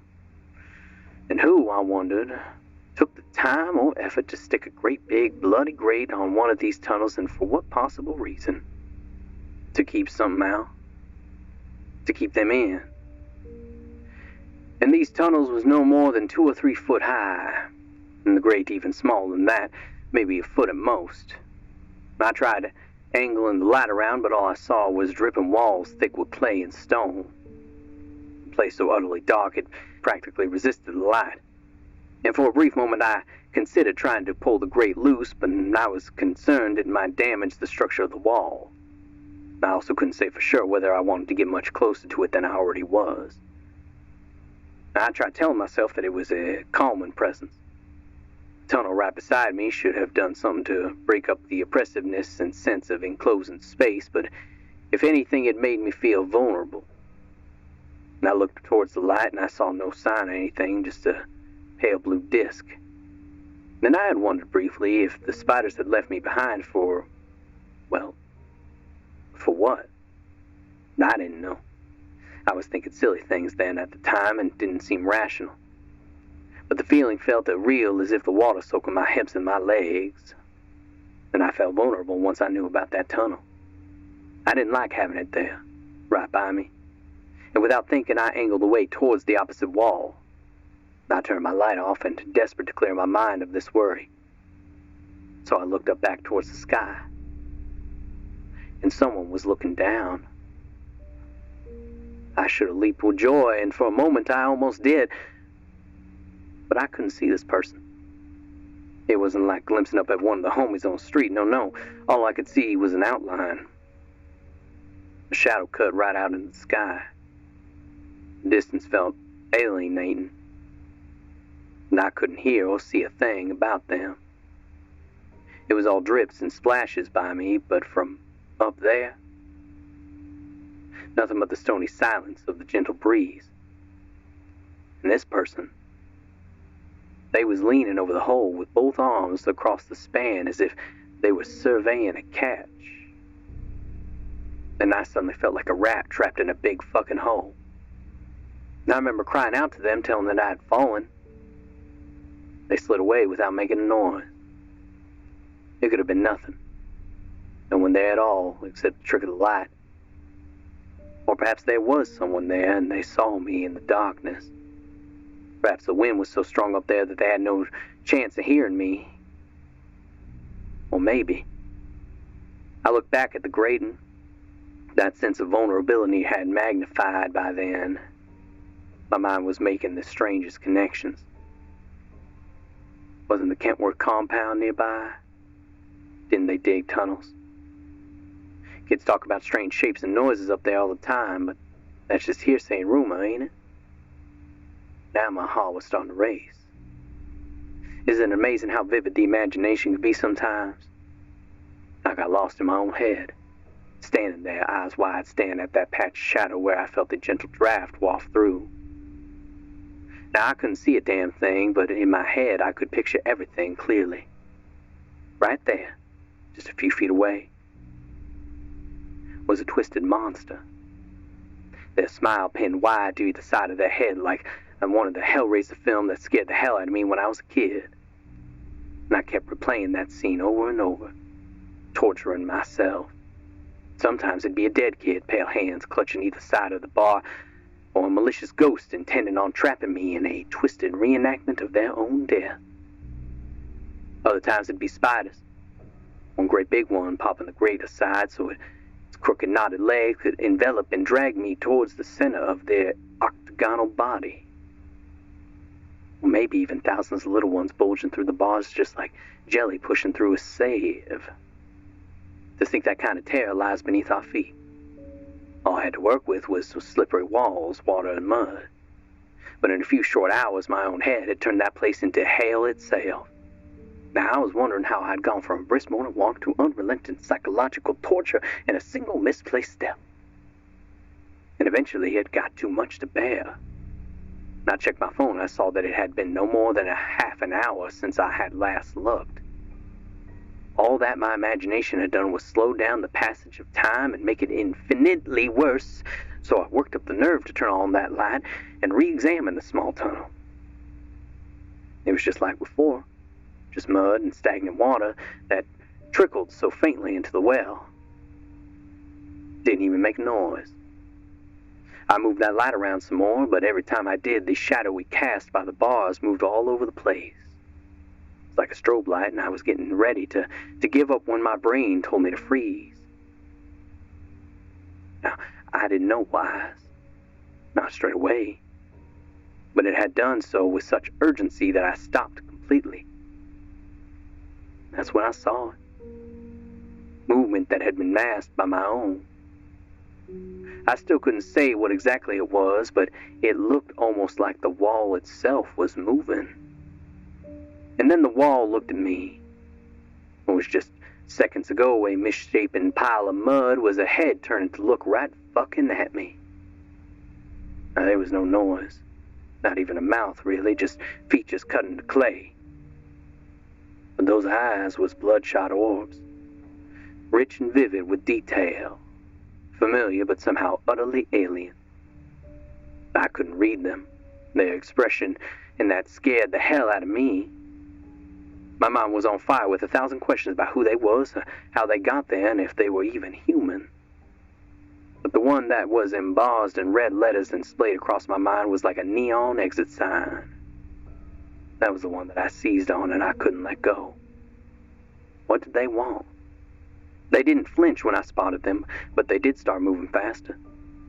Felt like I was watching myself from afar, like an out-of-body experience. I couldn't fathom that this was happening. That someone was down there, looking like something out of a fucking horror film and moving right towards me. And when they reached the grate, they started to push against it. And this thing was exactly riveted into concrete. I could see it starting to bulge, and I ran forward and I slammed a foot against the metal to hold it in place. And that meant getting closer, though, and that meant getting a glimpse of them before I kicked the grate back into place. And all I saw were bits and pieces. eyes, rotten teeth, something shiny that caught the light. And I soon got to find out what that was when something slid into the heel of my foot, long and sharp. I pulled back immediately, shocked and disgusted at the sight of blood running and mixing with the rancid groundwater that I had stood in, and when I looked back there was a glistening blade slipped jutting from between the bars. Then it repeated. The grate started to move. It started to push. A single eye. Penny-sized pupils with ghostly reflections looking back at me with terrifying apathy. I stepped forward and I kicked again. This time they missed, but I saw the full length of that blade, and part of me registered just how bad the situation was. The next time that I kicked at them, I wasn't so lucky, and that blade slipped right into the arch of my foot, tearing through the roof of my hiking boots and painting a grisly image on the way back out. But I sure as hell didn't let up. No, I did not. I kept in there, holding it tight whilst my attacker indulged and hacked away like they was breaking up ice. The only sounds was me, the splash of water, and the heavy gurgling breaths of whatever lay on the other side. And I thought that it had been hell before. When they eventually stopped attacking, my right foot was in ribbons and I fell back into the water with relief. Thank God I landed on that beam, and it kept my head above the water and stopped me from losing off all balance. That thing grinned right then, stretching a toothless mouth from ear to ear that dribbled with pink froth. There was still no nose, no hair, just a shape carved right out of the mud. At least that's what it looked like. That hungry gullet must have led to the real flesh and blood stomach, my attacker probably no more than a lunatic caked in clay. But whoever they was, they'd been twisted so far from the human idea they scared me worse than any special effects I'd ever seen. I found myself starting to scream. The thing wasn't going away. It wasn't slinking back into the depths. It was savoring this experience. Savoring my terror and my suffering. And at least that's what I imagined. Because in truth, I don't know what it wanted. That face, even when smiling, looked like an idiot's face devoid of all rational thought. It just kept breathing, panting, slobbering, eyes fixed on me like a pervert in the bushes. And I just wanted it to stop. I wanted to wake up, to burst the bubble and escape this hallucination, this damn hell that I find myself in, but shit. Anything except stay there like that. Stuck in its line of sight whilst my mind turned the seconds into decades. I didn't pass out. I didn't wake up. It didn't try breaking through again. There was no conclusion, no inciting incident to push past the fear, just me and that thing, less than a meter apart. It would take another 7 hours before I would finally escape. You know, they amputated my foot. Not just from the sheer damage that they had done to it, but because of the rancid infection that had grown from within. The disease lurking in that water damn near killed me, and the official word is that I had broken my leg in a gnarly way and spent about half a day trapped in a fever dream. Oh boy, I sure wish that was something that I could believe. But every one of those long, agonizing seconds trapped down there are still engraved in my memory like an obituary in granite. I pinched myself, slapped myself, cried, jumped up and down. Nothing about my time down there was a dream. It was hard, real. And when it caught the light, it glistened like metal. The current interviewee has requested strict anonymity. The acquisition of the compound in question was never up for discussion, with us or anyone on the research team. It had been found, and that was all that mattered. If not for the letter, then I would have never drawn the connection between the compound that we tested and the events at the Kentworth compound. On one hand, it was a relief to realize that the thing was bigger than just us. But at the same time, I think that we all secretly been hoping we'd been going mad, and this suggested otherwise. Thank God we had never moved on to human testing. It's bad enough that we weren't really equipped for the job. You always think that the government will choose people at the top of their game for this secret spy shit, but more often than not, they contract a company like ours and just don't tell anyone the truth. I've heard they single out firms with poor safety records as a cover, and We just come out of a horrific scandal involving some children, a river, and a chemical that turns you blue. Even at the time, I remember thinking that we'd make some pretty good pasties if that's what they were looking for. I was vindicated with time, but not before the worst of it. Like I said, we never got into humans, but we started out testing with mice and rats. When we first mapped the chemical structure of the compound, all our software told us was that it'd be inert in the central nervous system. Although one deep learning algorithm we sometimes use on forensic cases went buck wild and practically melted. We didn't really think anything of it because the early tests that immediately followed showed that the compound was exactly that, inert. There were no behavioral changes whatsoever, and aside from odd electrical readings on the EEG, brain scans often showed no differences. Of course, some things need to accumulate over time, and brain scans are very limited in what they really tell us. It's like trying to predict what software a computer is running by getting a heat map of its components. And sure, it doesn't tell you something, but it's not exactly a magic window into the underlying activity. All you can do is just keep testing and see what comes of it. I suppose I should mention at this point that our lab was based in a pretty remote location. Our firm is a subsidiary of a subsidiary to some massive PMC. We were housed with a few other teams on an oil rig looking into certain bacteria. And, well, this was a pretty tough place to live at the best of times. It was lonely, but always busy, always teeming with hundreds of faceless people who ignored you as they rushed past. And my team, we were buried down into the depths of this place, hanging over the sea beneath. And so people got spooked. I don't know how exactly, but they did. It hadn't happened before. But one by one, my staff started calling in sick more and more often until pretty soon I was left wondering why I'd been left in the lurch. Turns out, after a very frank and heated meeting I held one day in our lunchroom, there was a kind of spreading anxiety. There were maybe about 6 of us at most, and I listened as they told me all about the way that the rodents started staring at them, the way machines were breaking at 10 times the usual rate, and the way they felt watched in any given room when left alone. The worst thing was that I'd noticed it too. The mice and the rats had slowly changed. Behavior had altered by degrees over the space of a month, and now they no longer squeaked or played or groomed. Instead, they simply watched, and it was always us who held their attention. They stopped sleeping, eating, or even moving, and a far few of them started to die from sheer lethargy. That was when someone stepped up and told me how they'd seen something particularly worrying. They were cleaning out the tanks one day, dumping the dead rats into special refuse sacks ready for incineration, when they reached in and the live ones attacked her, nipping at the very dusty glove and fighting so violently that she lost it to their grip. Thankfully, she pulled out her hand just in time and snapped the glass shut. But the nightmare wasn't over, because that's when the bag moved. The one filled with dozens of dead pink bodies, their dull red eyes glaring at her from pointed albino faces.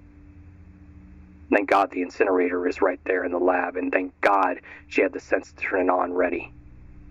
And in one swift burst of terror and bravery, she snatched the bag and practically threw it into the flames, crying at the sound of their pained squeals. What was all of this that I was hearing exactly? I had to do something with this information, that was for sure, but I didn't know what. We took on dangerous work, we knew that. And in the end, I agreed to the new rule where no one could be left alone in the lab. Even if someone had to go to the toilet, they had to go in pairs and stay close. I treated it as kind of a infectious fear, dismissing my concerns that we were all longtime staff used to these work conditions. I also decided to take on more of the lab work itself. And just to show everyone that we were in no real threat, I took on a number of late-night tasks that I did on my own. I used to go in at night ready to run any necessary tests and do my best to pretend everything was okay. But the thrum of the ocean and the endless cacophony of machines seemed impossibly distant down in the lab. And pretty soon I got the vague sense of being buried underground. It was the silence, you see. That place was never silent, not even at night. There were thousands of specimens in the room, and the other 4 that were adjacent. Mice, rats, rhesus monkeys, zebrafish, you name it, we had it. It wasn't like we could pop down to the corner shop that we had to stock up on and somehow everything was just dead silent. Not a peep, squeak, or howl, or a gibber. The first time that I noticed it, I took stock of my surroundings and I tried to swallow my terror. The specimens weren't sleeping, at least not the rats. They were all wide-eyed, back pressed to their cages, and glaring at the glass observation cases that we used for testing. And the rats, in turn, were watching me, hind legs bunched ready to pounce, their pink ears upright and alert, and their slithering tails coiled around their rotund bodies. And in the end, I gave up pretending. I ran the test so quickly I dropped a bottle of iodine and I left it where it was rather than clean it up. I decided that I'd come in early the next day to sort it out. Anything, I told myself, anything was better than staying down there on my own. And when it came time to run a new condition, to take half the rats that had survived and stop their intake of the compound, I thought that it'd be good to see what happened. I was still naive enough to find all of this oh so slightly thrilling. The pulse-pounding terror that I felt was still just alien enough, and the thing seemed safe enough that I wanted to go ahead. I couldn't imagine just how. I figured that they'd die or go back to normal, right? They tore through themselves, and then the glass. And that's not an exaggeration. They tore through themselves first, and then, with limbs half severed and guts exposed, they moved into the glass and gored themselves, making a hole. We're still not entirely sure how they did it, but as soon as they were through, they made a beeline for the other rats. The one still on the drug, still unaffected. One of the technicians tried to interfere by pulling back just a few of the rats that broke away from the quivering sea of fiery bodies and started nipping at his heels. And by the time someone finally rigged up some liquid nitrogen to blast them with, they'd broken through their companions and soaked the walls in blood. And when it was over, we were left with one hell of an ice sculpture. The way that they'd obscured the glass with bloody smears meant that we never got a proper look at what was going on. But once the mists had cleared and all you could hear was the cracking of ice and flesh, we saw a mound of half-melted flesh. It was like a battle scene paused in time, except the mountain of gore took on a strange quality close to the center.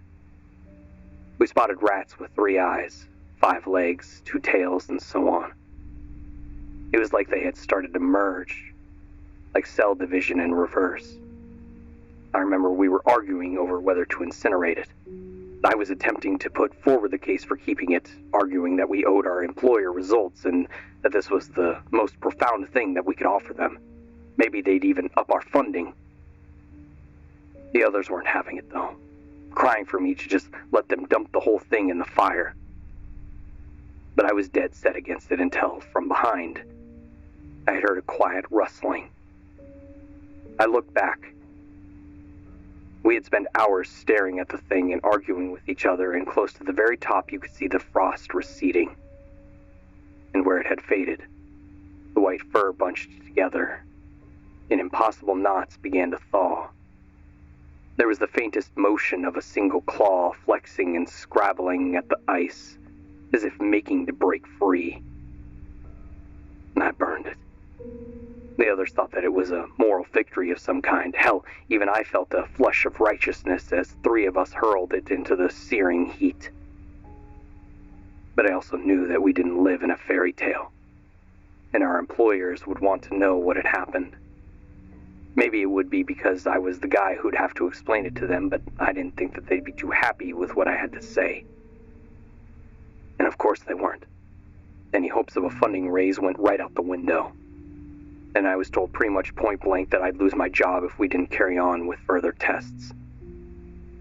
I asked if that meant more rats, and the answer made me feel like I was losing my mind.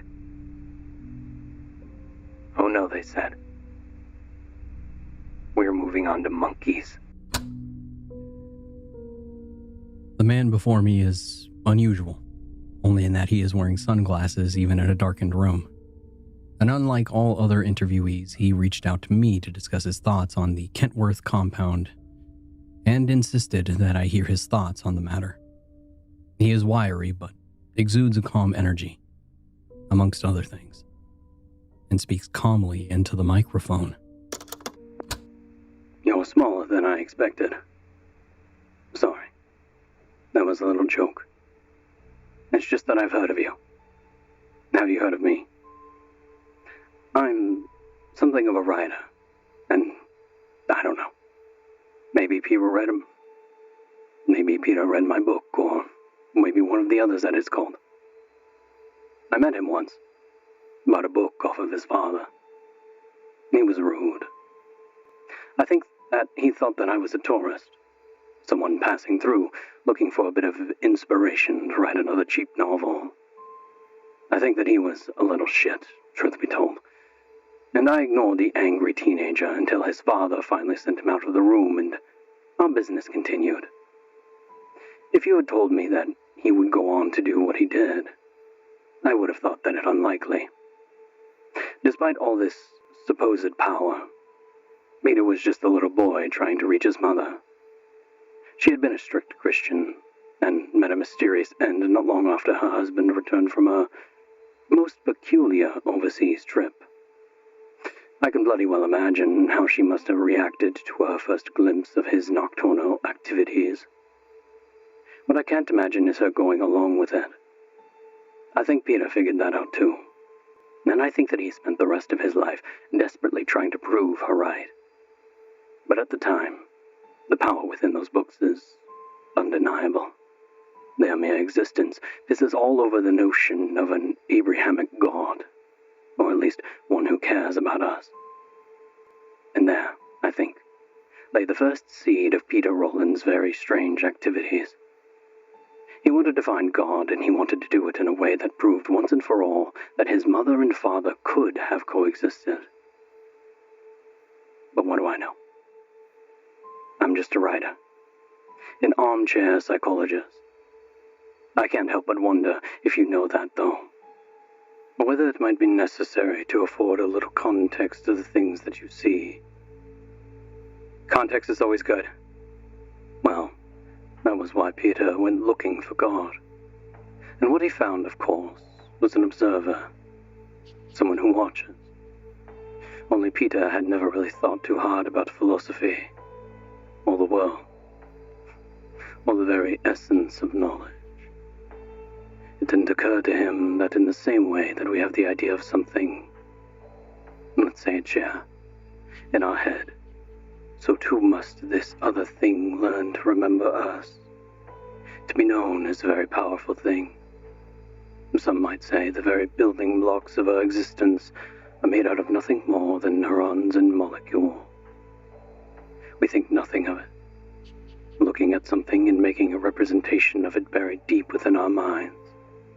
If Peter had read his father's work a little more closely, he might have realized that there are some things that do not think in electricity, but rather in bubbling meat and hard physical matter. The whole universe is made of a single living thing whose mind works on the turning of planets and the dying of stars. A cosmic brain where everything thought it rendered not in abstract patterns or neural activity, but in actual, real, physical matter.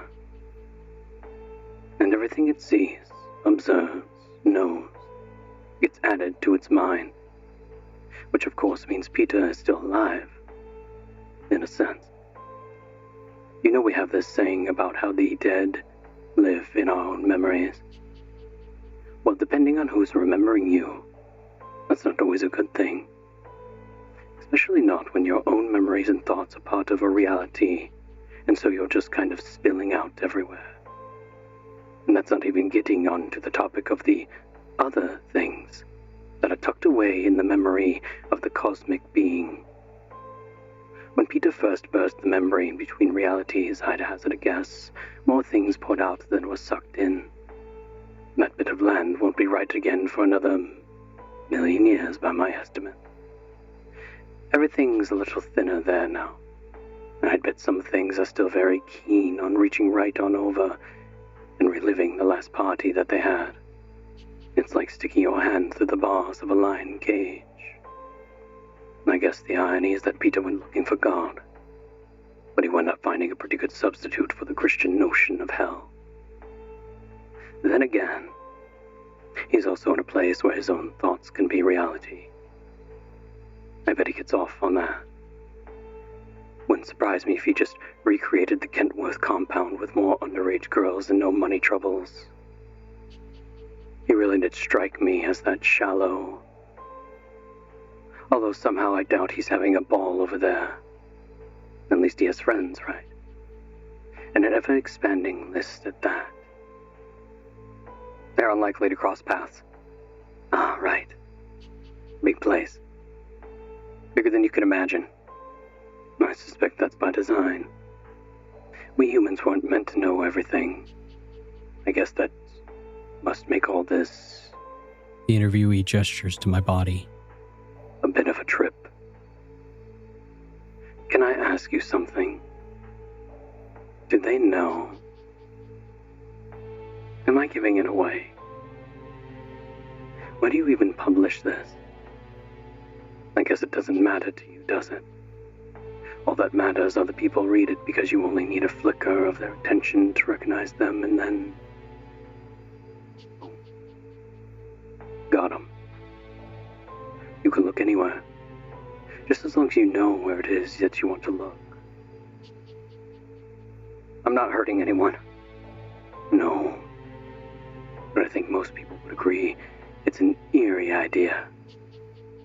Anyone you look at. I mean, am I being remade right now over there? In your world? Well, I guess time isn't linear for you, is it?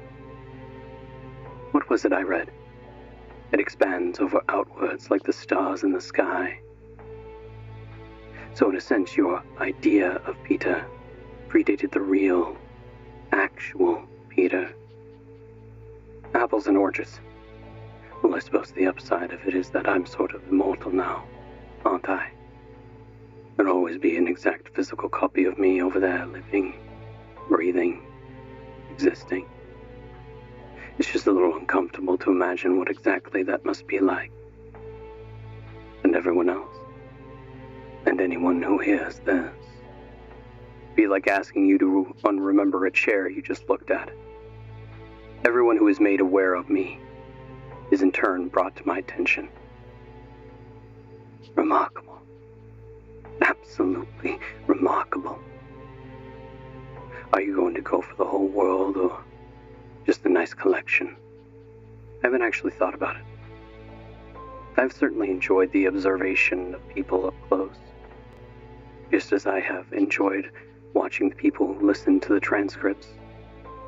Well, you have all the time in the world to decide. Yes. I suppose I do. I don't suppose, while I've got you here, you have anything to do with my own little predicament, do you? No. That was entirely your own doing. Do you have anything else to add to your testimony? I am, after all, meant to be doing the observing. No, that's fair enough. I understand. I appreciate you speaking to me like this. It's been a long journey getting here. I know. Right. Of course you do. You have created an atom-perfect replica of my own brain. And, in fact, you created it before I was born. Try not to think about it. I could tell you the same thing. I guess if I do have anything to add, it's that you should know Peter Rollins was a nasty piece of work, but his followers were all just down on their luck. I'm not an overly compassionate fellow, but I'd like to think that I'm not at the mercy of whatever else lurks in the literal corridors of your mind. I'd like to think that if they are burning, that somehow Peter's fire is a little bit hotter than everyone else's. Because I know what some of those rites involve. I also know the kind of pain that you have to inflict on a person to learn what he learned, and well, he really does deserve it. And there we leave them. Whether the darkness took what it came for, or simply learned to wait, that's something that we'll never know. The night is still young, and there are other voices waiting beyond the edge of the signal. So stay close. Our next tale is about to begin.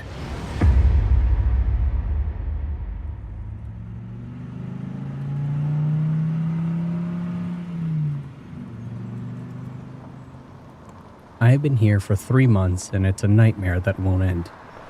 It began with a bus dropping me off 500 meters from the gate. And by the time that I looked around, the driver had reversed and was already speeding away. In hindsight, that should have been a fair warning.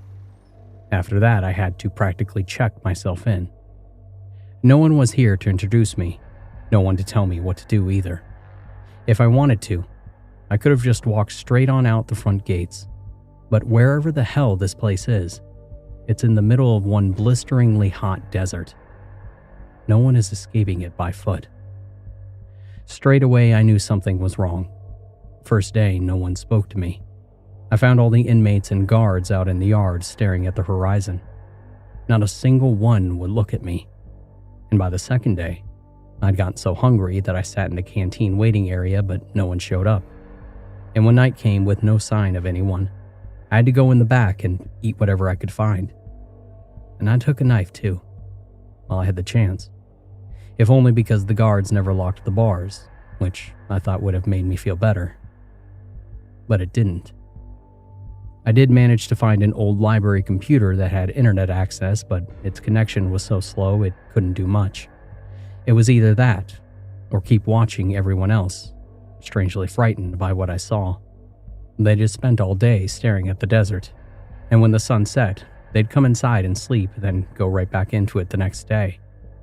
While walking around one night, I found out that the guards didn't even go home at the end of the day. They just laid down on the floor of the staff room, packed together like tuna, with their eyes closed. I tried looking for the doctor's office, figuring there must be some medics or someone around who wasn't a guard. And I found it on one of the first of many basement levels, near a stairway by my cell block. Just a quick look at those stairs and the buzzing, flickering lights that spiraled downwards into complete darkness unsettled me. I carefully went down one floor to the doctor's and found a bloody handprint smeared across the door. I tried the handle anyway, but it was locked. Something about those stairs scared the crap out of me, so I didn't dare go down another flight. I just came back up, feeling shaken in a way that was hard to explain. After that, I tried to distract myself, hoping to put the crazy fear out of my mind. Some days I worked or just messed about in the yard on my own. Other days I'd raid the pantry and cook up a decent meal. At one point, I found an old projector and got it working, and I fell asleep in the gym watching James Bond, but when I woke up, there was a prisoner staring at me from the open doors. It wasn't the first time something like this had happened to me either. Sometimes they'd be far away, and I'd be walking and I'd look up and I see a single face staring at me out of a cell window or looking at me from a distant corner.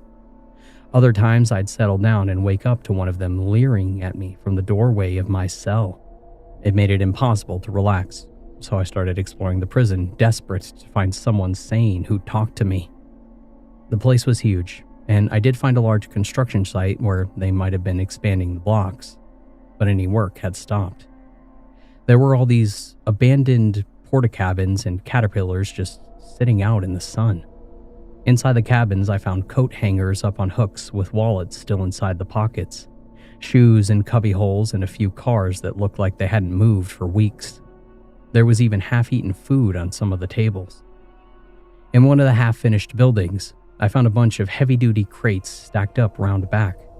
Out of curiosity, I cracked one open when, all of a sudden, this guy jumped out screaming with a wrench in one hand and his car keys held like a knuckle duster in the other, and my heart sank and I froze. But luckily, he stopped just before he actually hit me. I think I said something as he swung the wrench, but I was so terrified that I don't even know what. I just remember this long moment where we were left looking at each other, completely still until, eventually, this guy slowly pulled his finger up to his lips and shushed me.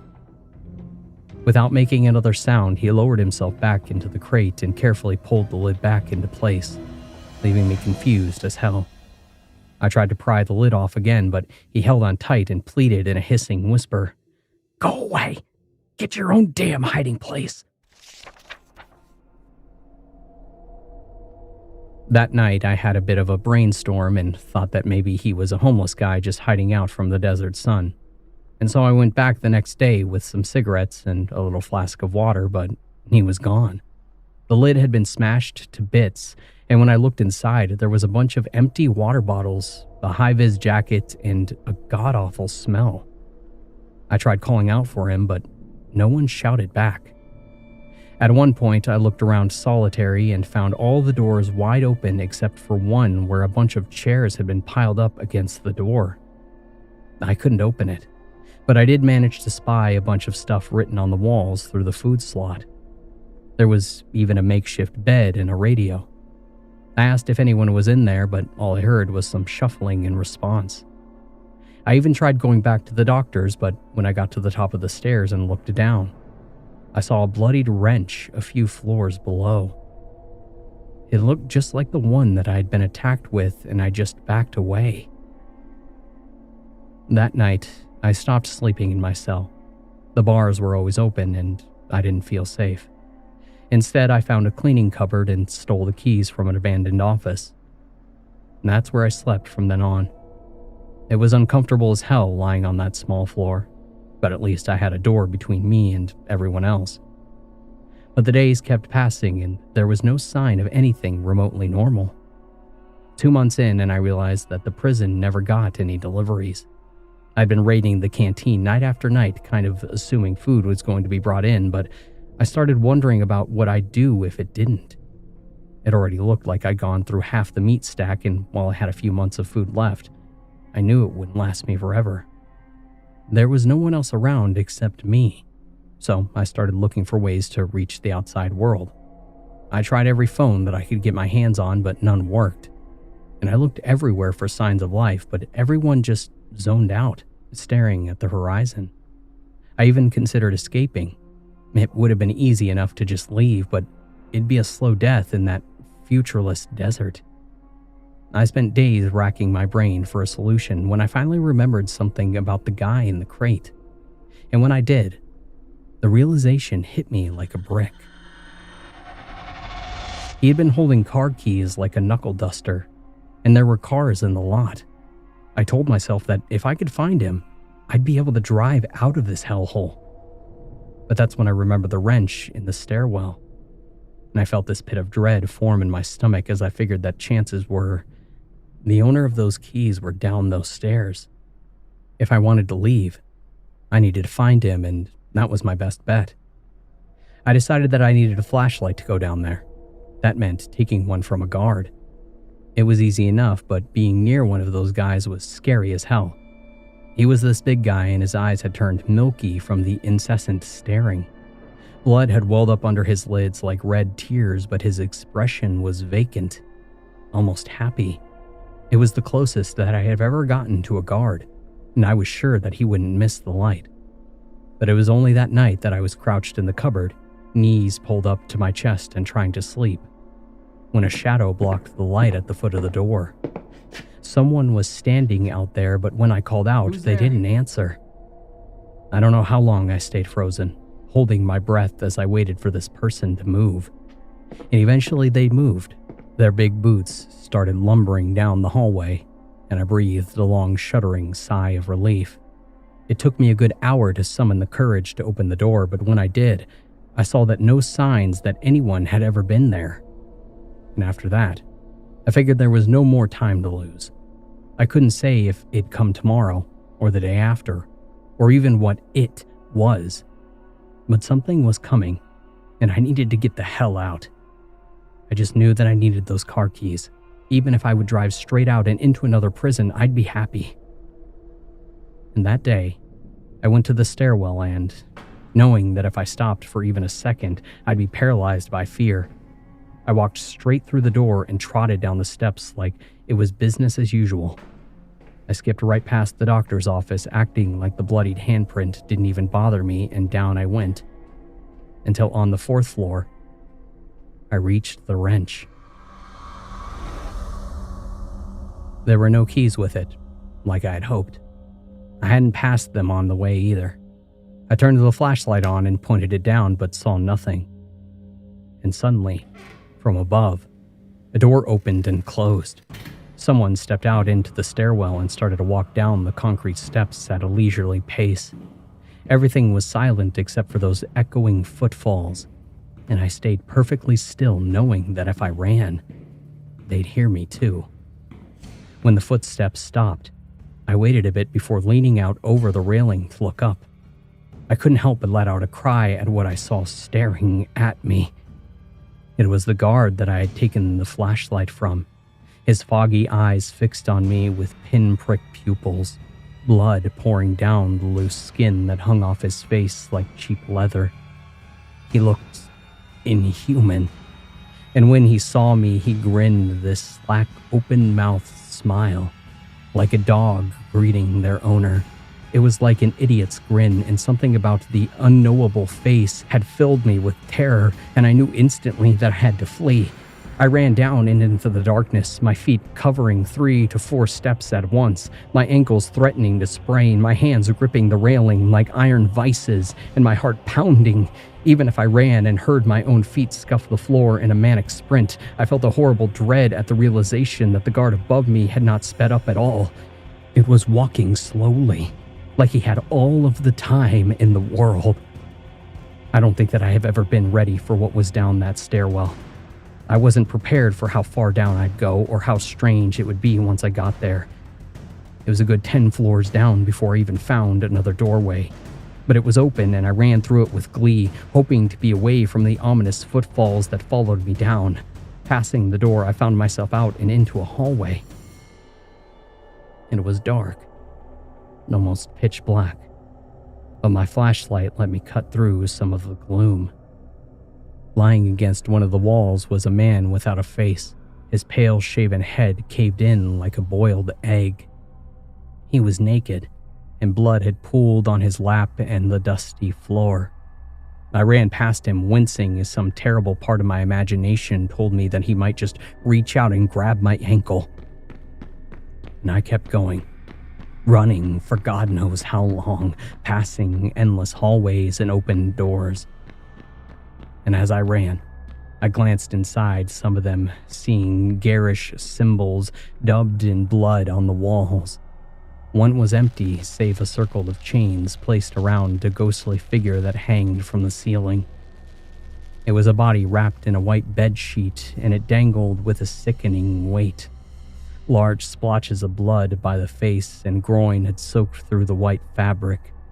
At one point, I ran through a workshop, the tools jammed full of bone and gristle, with body parts half sheared on table saws. Something horrific had happened in this place, and I was starting to get a glimpse of what that was. Too much of what it was beyond explanation. Even now, I don't know how to understand it all. I don't know what could have made bloody footprints in one room with a 30-foot-high ceiling, or why I found a corpse clutching a hammer in its hand only for me to follow the trail of its own intestines back to a spot where they had been nailed to the floor.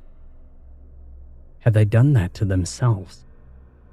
I had asked this of myself, even as I ran for my life. There were signs of violence everywhere, a kind of insane, raw, grisly sadism present in every blood-slicked surface and brutalized corpse. When my flashlight cast moving shadows, I saw hints of barricaded doors that had been kicked down, random scatterings of spent bullet casings, and desperate scratches gouged into the floor as people had been dragged off to God knows where. There were doors with bloody axes buried into them, and lockers where the doors had been torn off at the hinges. I sprinted away, overcome with an unstoppable adrenaline-fueled fear. terrified by the endless kaleidoscope of black and white shapes that moved with every step and tremble of my light. All the while, those persistent steps echoed behind me. And finally, after what felt like hours of endless flight, I fell slamming hard into the tile floor of a narrow hall. I bit my lip until it bled just to stop myself from crying out in pain, and looked around to see that I had slipped in a pool of half-congealed blood. Its stench was overbearing, but I ignored it. Frantically, I tried to claw my way up, grabbing onto a half-open locker to help pull myself up. I could still hear those footsteps, and they were nearing, and my chest was burning with exhaustion. Desperate, I climbed into the locker and held the door shut. I switched my flashlight off and I waited, on the verge of being sick and trying to maintain control. I couldn't see a thing, but I refused to give in to the urge to turn on my light and check. I was there for a good 10 minutes. I nearly started crying. I felt like I'd stumbled into some kind of demented hell. I felt so utterly helpless, struggling to keep it all together even as I heard my pursuer turn a corner and approach the spot where I fell. They stopped outside the door and silence fell for what felt like eternity. I kept telling myself that he'd move on, but I don't know what I was thinking. These weren't normal circumstances, and for all I knew, my shivering, panicking breaths were as loud as gunfire in those silent halls. And just as I began to wonder if he was still out there,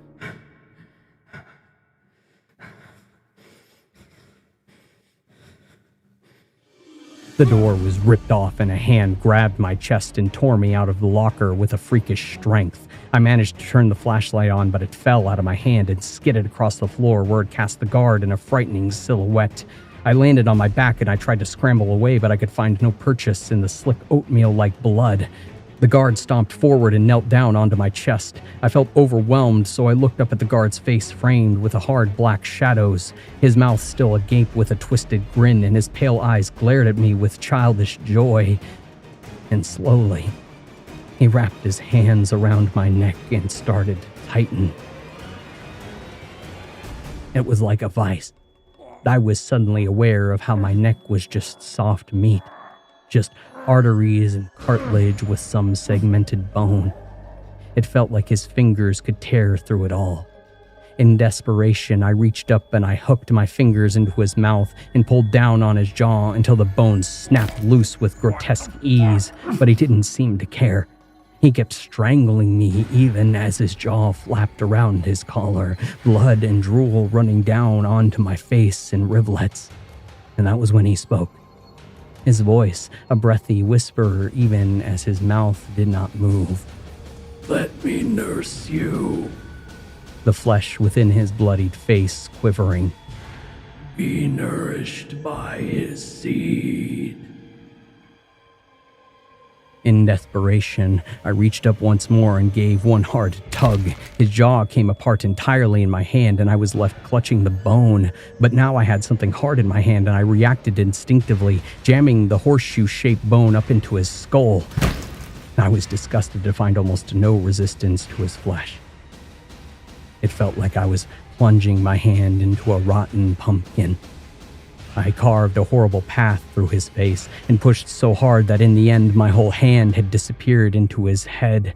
With a sickening grunt, I wrenched it back out and I brought a torrent of pulpy gore down onto my face. He collapsed, and I pushed him off before immediately vomiting. I had swallowed more than I could bear to think about, and I gladly purged myself onto the floor. And I lay there for a while, crying and vomiting in turns, until eventually I got up and I grabbed the flashlight, pointing it at the guard with wide eyes, alert to any signs of movement. And I kicked him a few times, but as soon as I was certain that he was dead, I began the painful task of trying to find my way back. And I spent hours wandering down there, but I never found the same stairwell. Walking more slowly, recovering from the trauma and constantly touching my bruised neck, I found myself starting to notice signs that this place hadn't gone insane at all. If anything, it had been built from the ground up for utter madness. I passed what looked like classrooms with bizarre anatomical pictures sketched onto the blackboards, showing distended pregnant bellies with fully grown men inside and a mutilated vulva with fingers lining the entrance like the teeth of a lamprey eel. And I found one room that had a strange chair with hard iron manacles to clamp someone in place. But where there should have been a flat surface to sit there was only a large serrated spike that would have reached a sitting man's throat. And it was coated in gore. In another room, I found a one-way mirror that looked into nothing more than grimy, horrible, stained hospital beds with restraints hanging loosely from the frame. The yellowed, crusty sheets were somehow one of the most lurid things that I had ever saw down there. I found another room filled with rows and rows of cages, not much bigger than a dog's crate, their bowls filled with gore. But somehow I figured that it wasn't animals kept in those cages. And they weren't being fed dog food either. One of the large bowls had a wedding ring in it. I even found what looked like an assembly hall where I saw signs of regular worship. I couldn't say what it was that they worshipped, not at the time. But the book that I found on the pulpit showed men impaled on spikes of a giant flower. But the one thing that I could be certain of was that this place was built to be a twisted nightmare. I came to suspect that the prison above was just a front for whatever the hell was going on underground. God knows how many people had died down in these wretched rooms. So the place must have needed a good supply of people. A prison made a sensible choice for that kind of thing, offering a steady roster of expendable people no one cared too much about. Eventually, I did come across another stairwell, but I was heartbroken to see that it only went downwards. I couldn't help but think that it was impossible to dig this deep, but I was already pretty shaken up by the laughable idea of what was or wasn't impossible.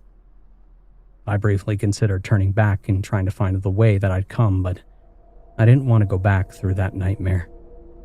I was certain that I'd never find the way back out. Even as I looked back at the door, I noticed the one that had it printing on it, and that sent chills down my spine. Education. I shuddered before going down deeper into the darkness, wondering what was coming next.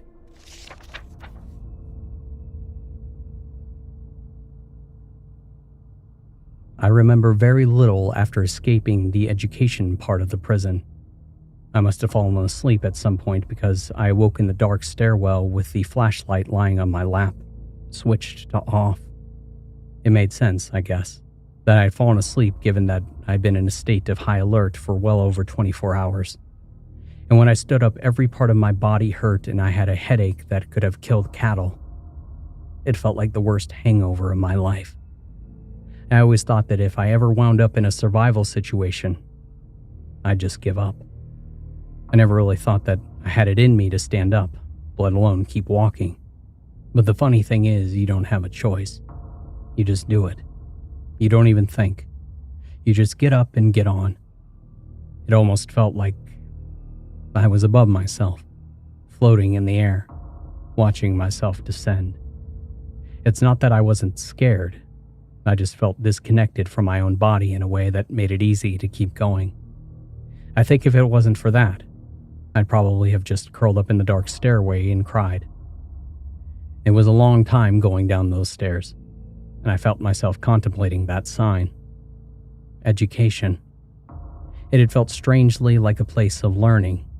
A fucked up psycho place for sure, but one where lessons were taught and learned.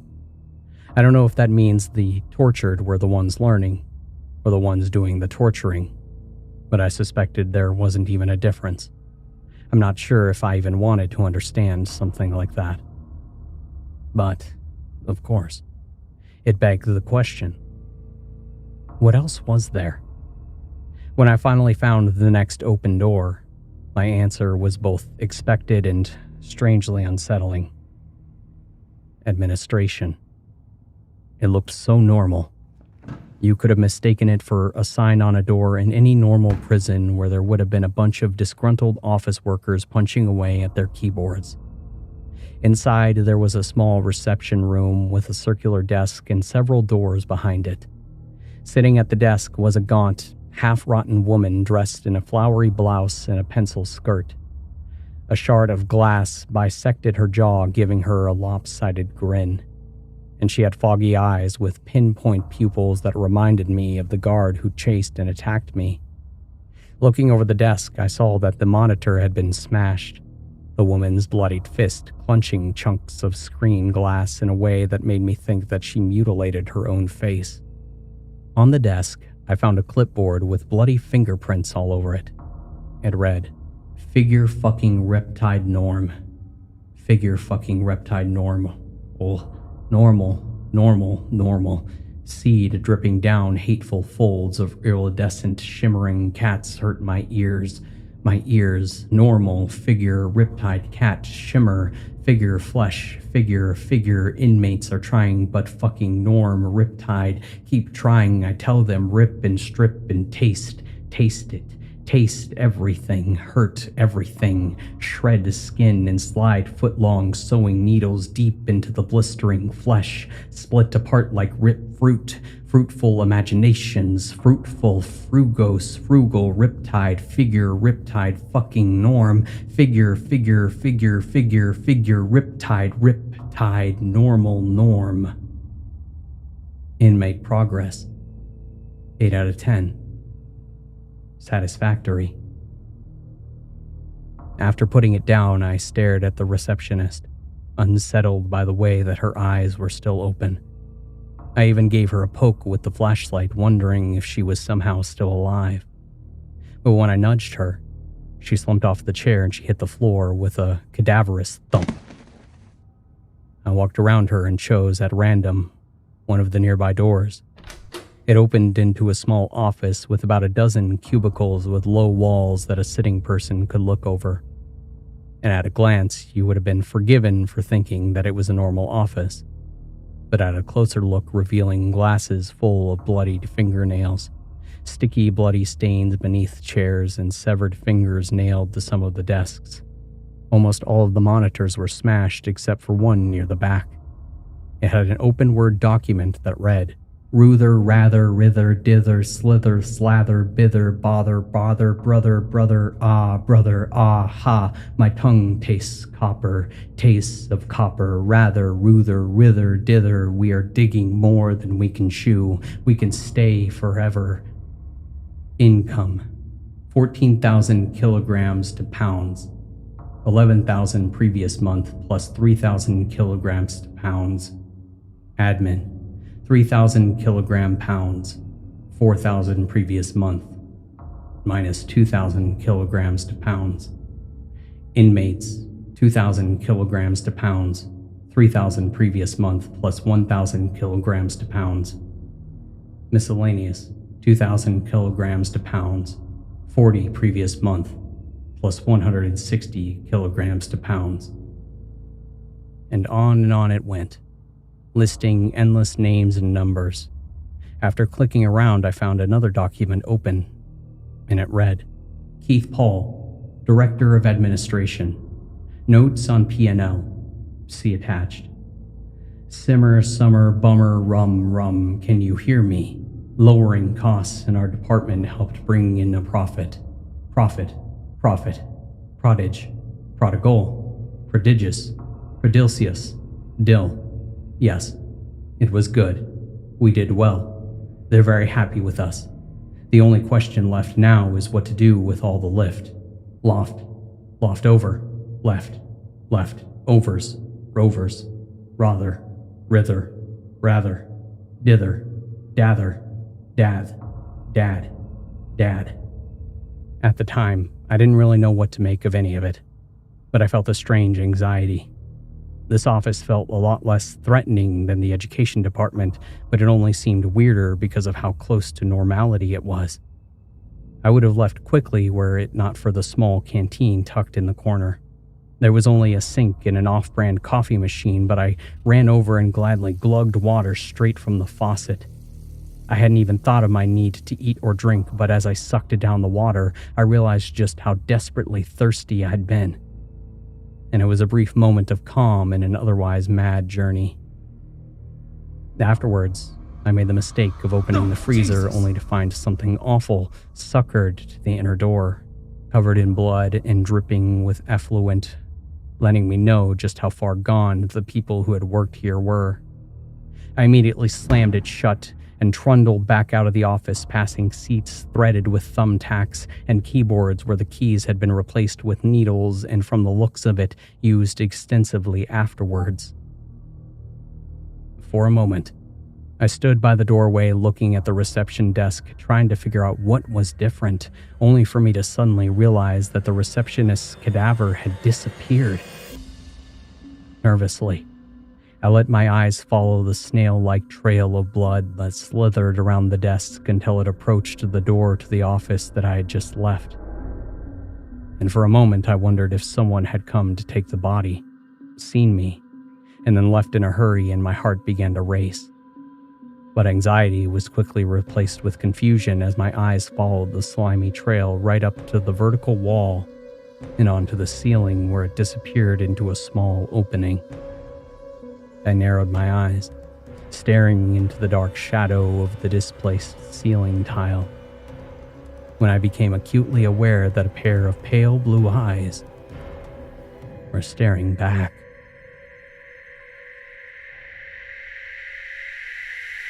And suddenly the whole ceiling came down with a terrible crash, bringing all kinds of wires, dust, and broken tiles with it.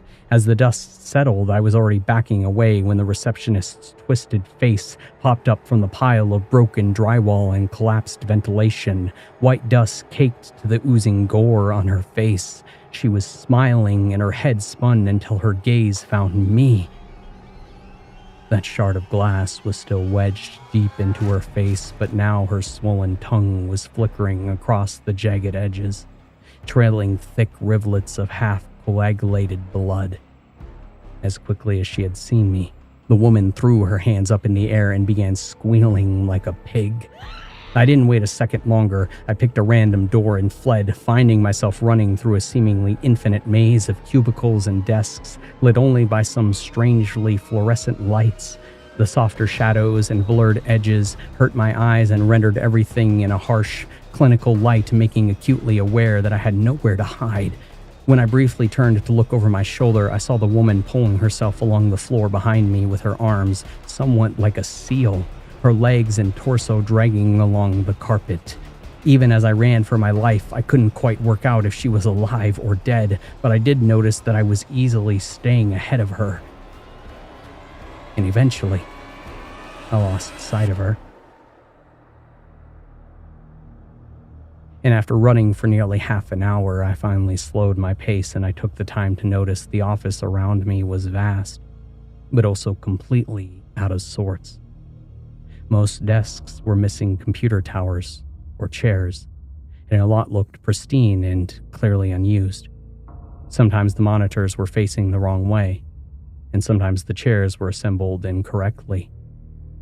Occasionally, I'd pass one coated with gore or strange perversions, but it was rare. The other office had looked worked in, albeit by maniacs, but this one looked fake or unused. Looking around, I saw that I could no longer see the woman. At the time, it had seemed smart to run around the cubicles, taking as many twists and turns as I could, but now it just meant that I couldn't even tell if she was 5 or 500 meters away. I decided not to stay still too long and instead kept walking at a brisk pace. I had to actively ignore the temptation to cower or hide, reminding myself that it hadn't worked out so well last time. I think that I was in that place for a good few hours, but it's hard to say. Occasionally, I'd hear a strange sort of slapping sound followed by dragging, and I'd hurry along, but just as often I'd be walking for what felt like an eternity without anything changing. This place was just so large you couldn't even see the walls. And for some time, I wondered if this was some weird sort of mindscape. But just as I questioned reality, I finally saw something totally unexpected. When I first saw them, I couldn't quite believe my eyes.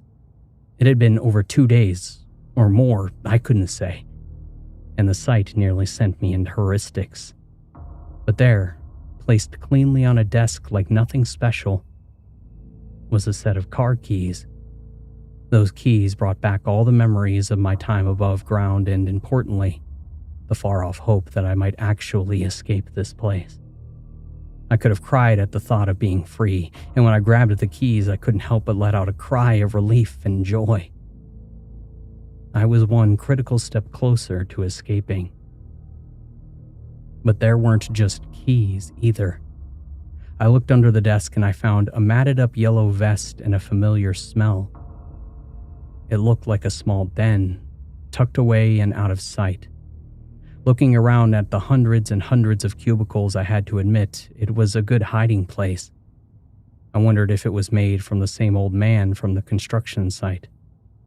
There were even some old tins and moldy bread, possibly looted from the nearby office, and way at the back of the desk and just out of my reach was what looked like a bundle of papers.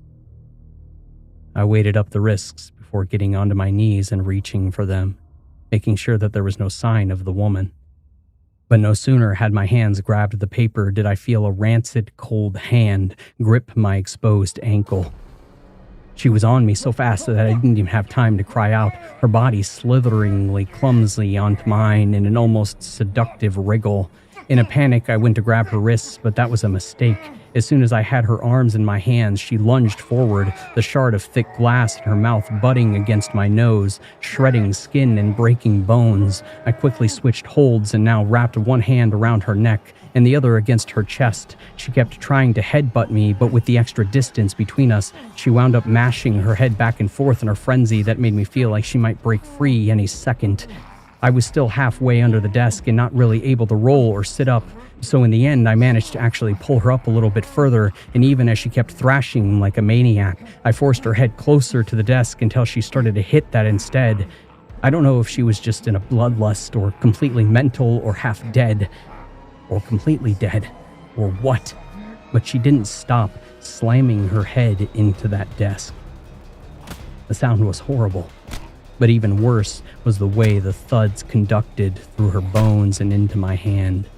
Each terrible wet impact was so close to me that I felt them in my teeth, and all I could do was clench my jaw and wait while she pulped her head into nothing but gore, strips of skin and hair flaking away and landing on my face. Only when there was nothing recognizable from the nose up did I finally manage to throw her off and leave her twitching on the floor. Shakily, I stood up and stumbled away, nearly falling over, and then watched as that woman pathetically tried to follow me, even after she had turned her upper head into jelly and gristle. Taking a deep breath, I walked around her and, taking the monitor on the desk, I slammed the heavy object into her midriff. It was one of those old CRTV monitors, thankfully. It was so damn heavy that when it hit her, it popped the shard of glass out of her mouth out and sent it skittering across the floor like a hockey puck. But still, she lay under there, squirming around until finally, she looked at me and opened her raw and gruesome mouth.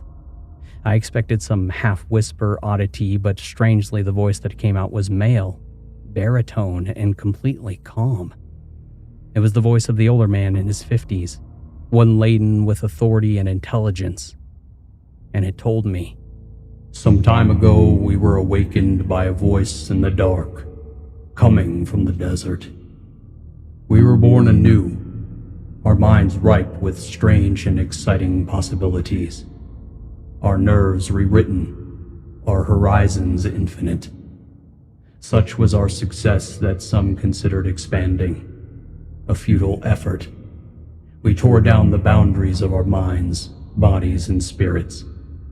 But still, some of us tried to recreate our old lives in recognizable ways. Look around you at this place and consider it an early failure, a weak attempt to hold on to our old lives. It is not the saddest thing in the world to know that it took us so long before we finally learned to just accept the gift and live with it, not to desire expansion. not to bring in more workers, or to find new ways to spread our influence. That was the hardest boundary to tear down, in the end. We had to defeat our own primitive instincts, but after much strife we did. Leaving behind projects like this was our greatest achievement. Learning to just be happy, to just exist. That was our happily ever after. And then you came. And with that, the woman's head went limp and thudded on the floor. She now lay lifeless, a slow gel-like puddle of blood oozing out of her gory remains. The final words had left me shaken. They felt accusatory, like I was some kind of intruder. They radiated contempt and disdain. And all I could think to myself was, I'm trying my best to leave. But I couldn't bring myself to stammer out even the most timid of replies. I decided to look at the pages that I'd managed to grab, but most of them were coated in blood and could no longer be read. Still, some fragments were legible. The first read, "Had me working in something out of hell, mining of all things." The next read, "Managed to escape, hiding out here. Found a place with paper, some food. Need to get back up to the prison, away from those brutes down below." And finally, churning madness, churning, bubbling madness from deep within the earth. I remember everything. No more boundaries, no more walls. We are all one. Pain, pleasure, joy, love, hate, skin, flesh, muscle, dust, rock, sky, air, living, dead. It's all the same. Let her nourish you. Be free of boundaries. Boundaries. Bound. Bond. Pond. Frog. Jump. Jitter. Jitter. And with that, it just turned into a string of gibberish. I let the paper fall to the floor and steadied myself once more, but not before grabbing the keys that I dropped and reminded myself that I was closer than ever before to freedom. I just needed to leave. Looking ahead, I saw a fluorescent light judder and come to life above a pair of double doors that looked unlike anything else that I'd seen in the office. I could have sworn there was nothing there before. Laughing at the sense that I was being goaded, I started to walk over only to find another strange stairwell. This time, there was another sign with an arrow leading downwards.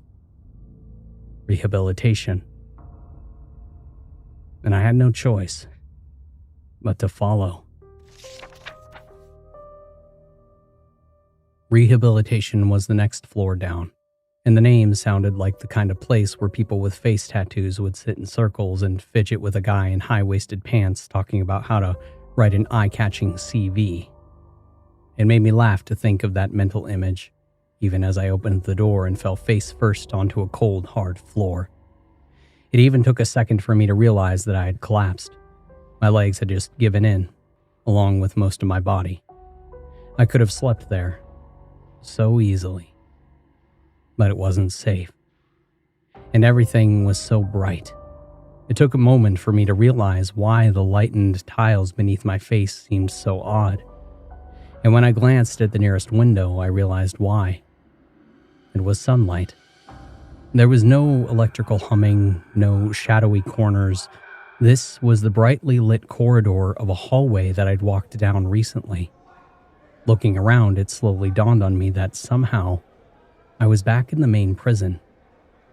And for a moment, I briefly looked back at the stairway that I'd come from and rechecked that I really had been coming down the stairs. But when I tried to remember which direction I'd been walking, I found it hard to concentrate. And suddenly, a voice barked at me, and before I even had time to react, a guard rounded the corner and stared at me. "What the fuck are you doing out?" "What? I just locked you up. How the hell are you out again?" He barked. The guard was angry, threatening even, but around the eyes he looked like any other person, and I stammered while trying to think of a response. Get the fuck over here! He snapped, his voice tinged with disbelief. I don't know how you did that, but you're going back in. He walked over and grabbed me by the collar, hauling me up with a loud grunt. I tried to bat his hands away, but I was too weak, and I wound up being dragged back to an empty cell like a dog towards a bath. And eventually I gave in, and by the time he threw me in there, I found the world going dark, and soon I passed out, barely aware of the guard shouting something about making sure the bars were locked properly. I couldn't say exactly when I woke up, but when I found myself overwhelmed by noise and rushing crowds, alarms blared, doors pulled open with loud clanks, and hundreds of men in orange jumpsuits pouring out of the cells from around me. I was pulled along so fast I didn't even have time to understand anything. It wasn't until we reached the canteen and I could smell the food that I started to wake up. Realizing just how hungry I was, I shoveled that mush into my face so quickly it took me a moment to work out what it was. When I looked up, lumps of mashed potato were sliding down my chin, and I nearly laughed at the surprised faces all around me. The whole thing felt like a fucking joke, and I took it in my stride even as I sat down at one table and several other guys did the same. "You okay?" one of them asked. "Look a little messed up." "Hey, they didn't get to you, did they?" one of the other ones asked. No, I said, merely laughing while remembering the days-long ordeal that I'd gone through. "Just a close call, but they didn't get the better of me. Try as they might." "Hey, that's good," one of them said, leaning forward. "We've been keeping a close eye on the people who go down there. Like you said we should. Best we can tell. Some kind of work gang." "Aliens," another one said, his head nodding. "It's like an invasion of body snatchers. I don't think that the person who comes back is the same person who goes down." "Hey, shut up, it ain't aliens," someone hissed before making the sign of the cross. "This is the work of Satan." One of the guys, a quiet older man who had been patiently eating his own food while I sat back and stuffed mine into my face like a bear, leaned forward, and all the others went quiet as if in anticipation of what he said. I knew none of these guys, but I instantly got a sense that I ought to listen when the guy spoke. "Jonas spent all last night cutting himself," he said, "going at his skin with a bit of blunt metal." "Did the guards take it off him?" "No, they didn't do a thing. They just opened the bars and stared at us, eyes bloodshot and their skin all loose. The whole time, all night, I could hear Jonas whispering about demarcation and boundaries. He said that he didn't want no distinction between what's inside and outside." "He wants to escape?" "No," I said, wiping the cardboard-flavored mashed potatoes off my face. For a moment, I could barely even be bothered to join in, feeling like it was just some cosmic joke. And so I leaned forward and held my head in my hands, hoping that it would all just go away. "No what?" I heard someone ask. "No. They don't want to escape. There are no more boundaries for them. Pain and pleasure, they're all the same. Anything that divides has to be taken away. That doesn't just mean things like walls or even ideas. It means their own bodies. The tissue that separates fat from skin, or the cells inside a kidney from the cells outside. I think if you looked inside their minds, it'd just be soup swirling around. No you, or me, or us, or them, or here, or there, or up and down, or even..." And I stopped, the idea hitting me like a truck. "Or even then and now, past or present. It's all here. It's all in one place." The older man nodded. "Is that why some guards keep dressing up as prisoners?" one of the guys asked. "And vice versa," another added. Nobody can be sure.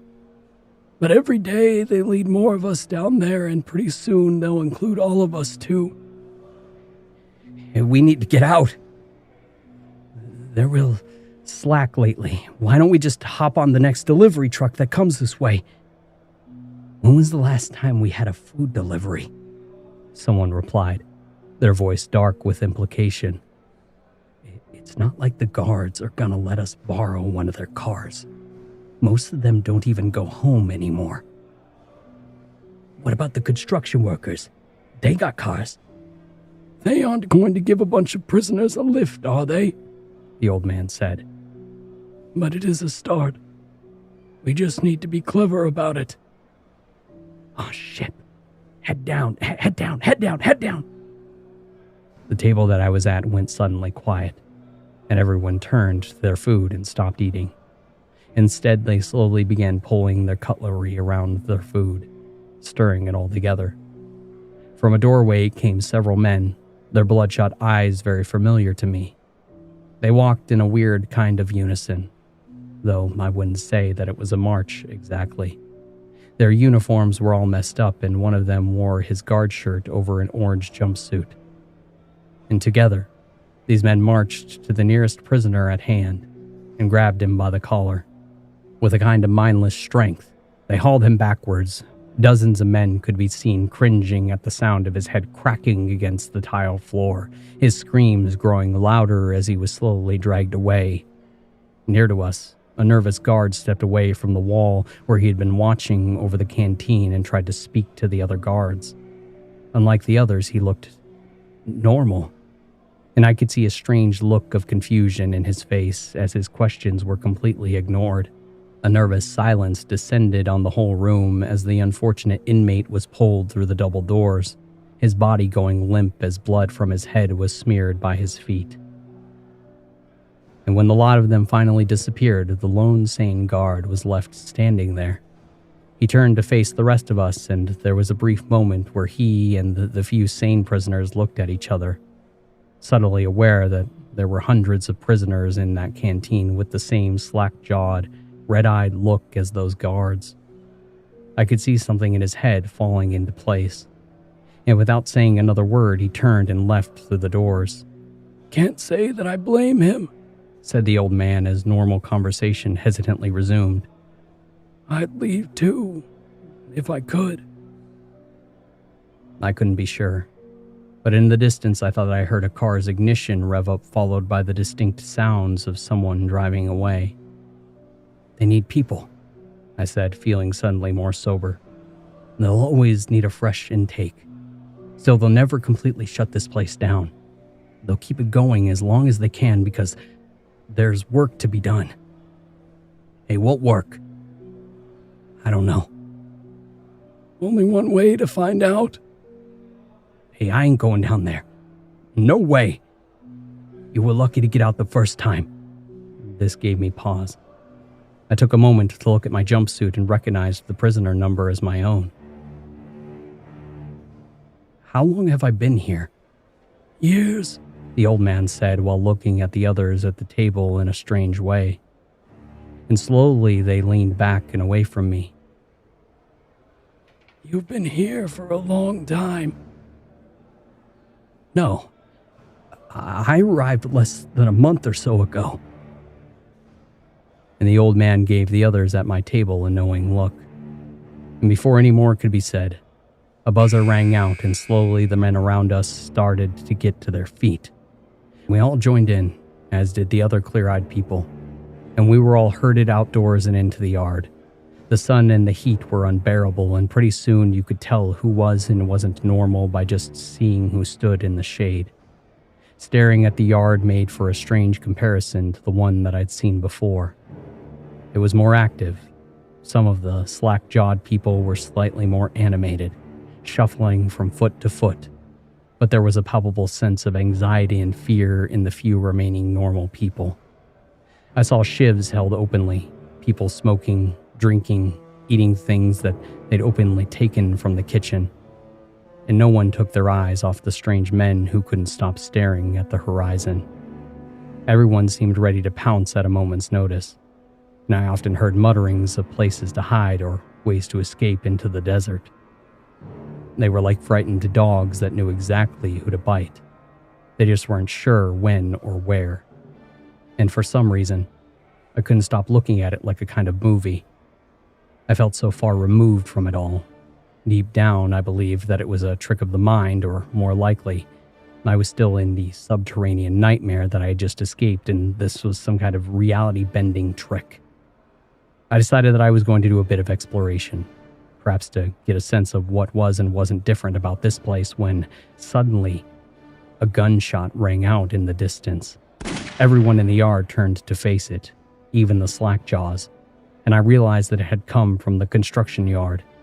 Without a single word said, all of those affected men stepped forward in unison and began to make their way towards it. Nearby, another gunshot rang out. Some of us approached a doorway and watched as 3 men circled a guard who held up his gun in fear and anger. I couldn't hear what he said, but it looked like he was pleading for his life, even as one of the other men turned and revealed a large bullet wound in the side of his face that didn't seem to bother him at all. And before the attackers could act, the guard fired again, this time burying a round in one of their stomachs. But it just spurred them, and together the 3 men piled on top of him, punching and tearing at his flesh as his screams were muffled by the glass between us. And then it was like all hell broke loose. Some clear-eyed prisoners saw a lone slack-jawed guard go past us in the yard, stomping towards the construction yard, and they opportunistically leapt on him. Moments later, they all kicked his head into pulp, and one of them was brandishing a pistol. I peeled away from the rest of the prisoners at this point and crouched low behind the bleachers, guessing what was coming next. And sure enough, more red-eyed men poured out of the nearby building, and the prisoner with the gun began to fire indiscriminately. Not only did he barely hit any of them, but those who he did hit weren't slowed one bit. Pretty soon, the 2 groups started to lay into each other, and when I turned to spot a way out, I noticed smoke rising from one of the nearby buildings. I slunk away just in time to spot one of the prisoners from my previous table collapse by my hiding spot. It was the old man. A smashed light bulb had been buried so deep in his face, I wondered how it intersected with his jaw. He was still alive. Even as his attacker dragged back out into the open, I ignored his soundless pleas for help without much thought, and eventually I made my move. But I couldn't help but notice that the yells and the shouts of defiance from the yard were fading, replaced with increasingly grotesque and terrified screams of pain. And carefully I made my way through the open door and into the gym, where I watched as several men surrounded another, a fire axe gripped in one of their hands, and without noticing me, the man raised the axe and brought it down, sending a vivid red spurt of arterial blood arching through the air. I saddled around the wall, avoiding their notice, and I left just as they were bringing the axe down again. Out in the corridor, I could see the madness was taking the whole prison over. A screaming woman in scrubs was being dragged into the workshop, her legs kicking, while the red-eyed man who pulled her reaching behind the door to grab a screwdriver. I turned before I could see him driving it into her collarbone and carried on, ignoring her hysterical screams and the sound of power tools revving up. Not long after, I passed a cell block, stopping to gawp at the horrific hellscape within. I'd known that the affected prisoners outnumbered the normal ones, but what that meant wasn't clear until then. Each crazy monster fought with one another as they desperately tried to be the ones driving knives, glass, and rigid fingers into the screaming heads and torsos of their still living victims. In the distance, one poor was being forcibly crucified against a concrete wall. By the time even a single nail had been pushed in, his hand was a pulping mess from poorly aimed blows. And yet, even as I left, I could see red-eyed guards grabbing mops to clear away the blood. I didn't even know where I was trying to go, but I stopped to watch a screaming topless man, a long flap of flayed skin dangling loosely from his back and around his waist, run past as 3 others chased him with knives in their fists. I was close to being sick when I noticed the warden's office nearby. The door unlocked. Rushing over, I pushed it open and went inside. "Well, hello," he said, with a pleasant smile. "You're a bit late." "That's okay." And with great dread, I realized the voice was the same as the one that had addressed me in the endless office. Just a day or two ago, back then it had emanated from the wretched mouth of a rotten corpse.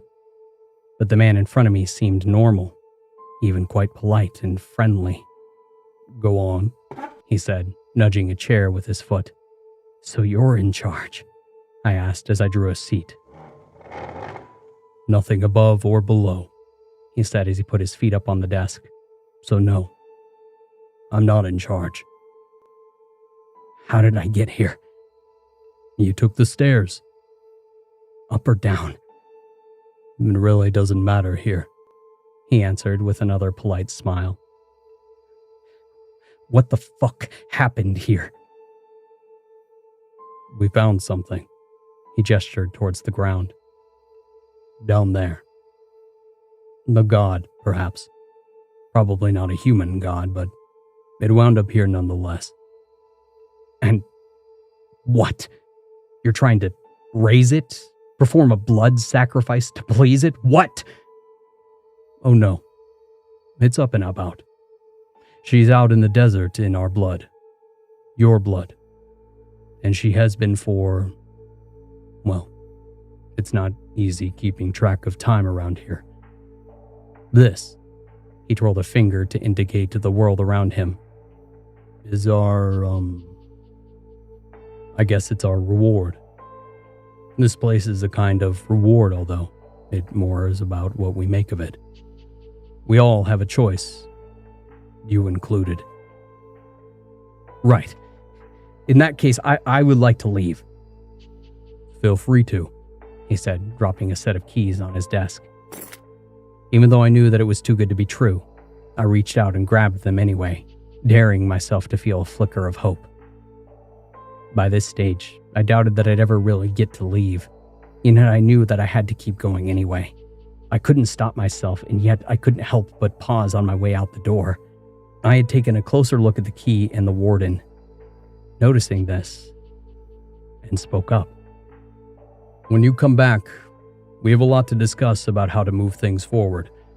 I know you've always resisted, but you were the one who found her, so it's only right that you have a say in things." And I almost replied, but ignored him instead. I'd wanted to ask about the keys, maybe out of some hope my worst fear wouldn't be true, but my suspicion was too strong and I avoided confronting it. I kept telling myself that he was wrong, that my own deepest fears were wrong, but even then, on the way out, I realized how none of the people around me, killing and shouting and shooting each other in a Dante-esque nightmare, would even look at me. And when I finally stumbled out into the sun, seeing the parking lot laid out before me, my worst fears were confirmed. The keys were for the bus. I stepped onto it quietly, trying not to catch the attention of the lone passenger who was asleep in the back. I wondered just what it was that he remembered. But then again, I already knew. He remembered nothing.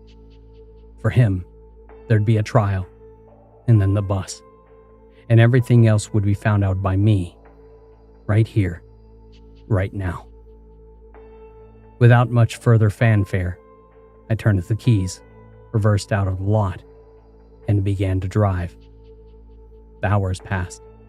Somewhere behind me, the prisoner stirred, possibly having awoken. The road that I drove was long and straight, passing through a desert that seemed more alien to me with every passing mile. How didn't I notice this on the way in?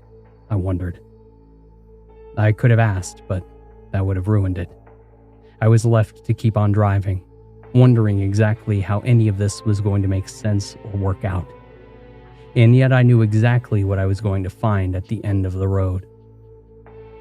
And when the prison finally came into view, I pulled to the side and tried to look busy as the prisoner left. I could see the look of confusion on my face, but I wondered if they could see the same on me. And still, I knew what to do. And moments later, when they were far enough away, I reversed the bus, turned it around, and started to drive back. and by the time that I arrived back at the prison I'd first left, the warden was waiting for me in the lot. "What do I do now?" I asked as I stepped off the bus. "Well, you saw what was down there. We have a lot of work to do, building all of that. Don't worry, though," he said while slapping me on the shoulder. "You'll have plenty of time to write." "And afterwards?" "This," he said with another smile. "Maybe more. Who knows? I'm not really familiar with eternity. Come on. She's down there waiting for us to dig the rest of her up." "What about that?" I said, gesturing to the thing in the desert that I'd always seen, but somehow never perceived it. I had spent so long wondering what everyone else was looking at, but it was there the whole time. Somehow she had just slipped through my senses. Looking at her then, I appreciated just how beautiful she truly was. It was hard to get a sense of her size, but it felt almost cosmic in scale. "Well, she's up there in the present, and she's down here in the ground in the past, which is here. So we kinda need to dig her up so she can be out there, which is the present." What am I saying? There is no past or present. Only here. Don't you get it? It's all just one big circle. No beginning, no end. Just us and forever. And her disciples.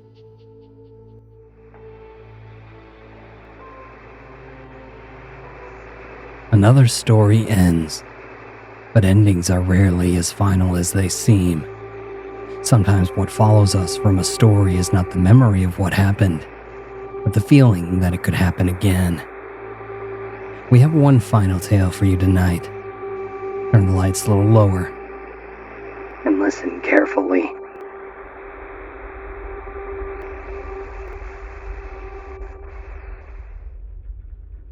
When Ben died, he made very little noise. It was the computers that alerted me. Shrill alarms and flashing lights. I hadn't even gotten out of my sleeping bag before my smartwatch had lit up with half a dozen messages about system failures. Astronaut 1, heart rate monitor failure. Astronaut 1, skin conductance monitor failure. Astronaut 1, VO2 monitor failure. The situation didn't sink in until I was shaking an unresponsive Ben. White eyes rolled back into his skull, and blood pooling in his ears like red jelly. Viscosity. Mass. No gravity. It made me nauseous to look at. HQ would later say that Ben died from an aneurysm. 1 in a million. A freak death that just happened to occur in low Earth orbit. So what now? I asked this after the panic had died down and the reality of my situation finally settled in. HQ had sent me a rarely used or discussed document that outlined what I would have to do. Bodies pose a unique threat in microgravity, it explained. All that order becomes disordered. What is solid turns to liquid, and what is liquid turns to gas. First thing I needed to do was to put Ben's body somewhere that had no oxygen and was freezing cold. Somewhere he would pose no danger to himself or me. Isolated, but easily retrievable. The conclusion was obvious. I knew what they'd suggested before I even reached that part of the booklet. It happened so fast that Ben was still warm when I put him in the special bag designed to endure the vacuum of space. I kept expecting him to protest as I pulled on his stiffening limbs and manipulated swelling joints.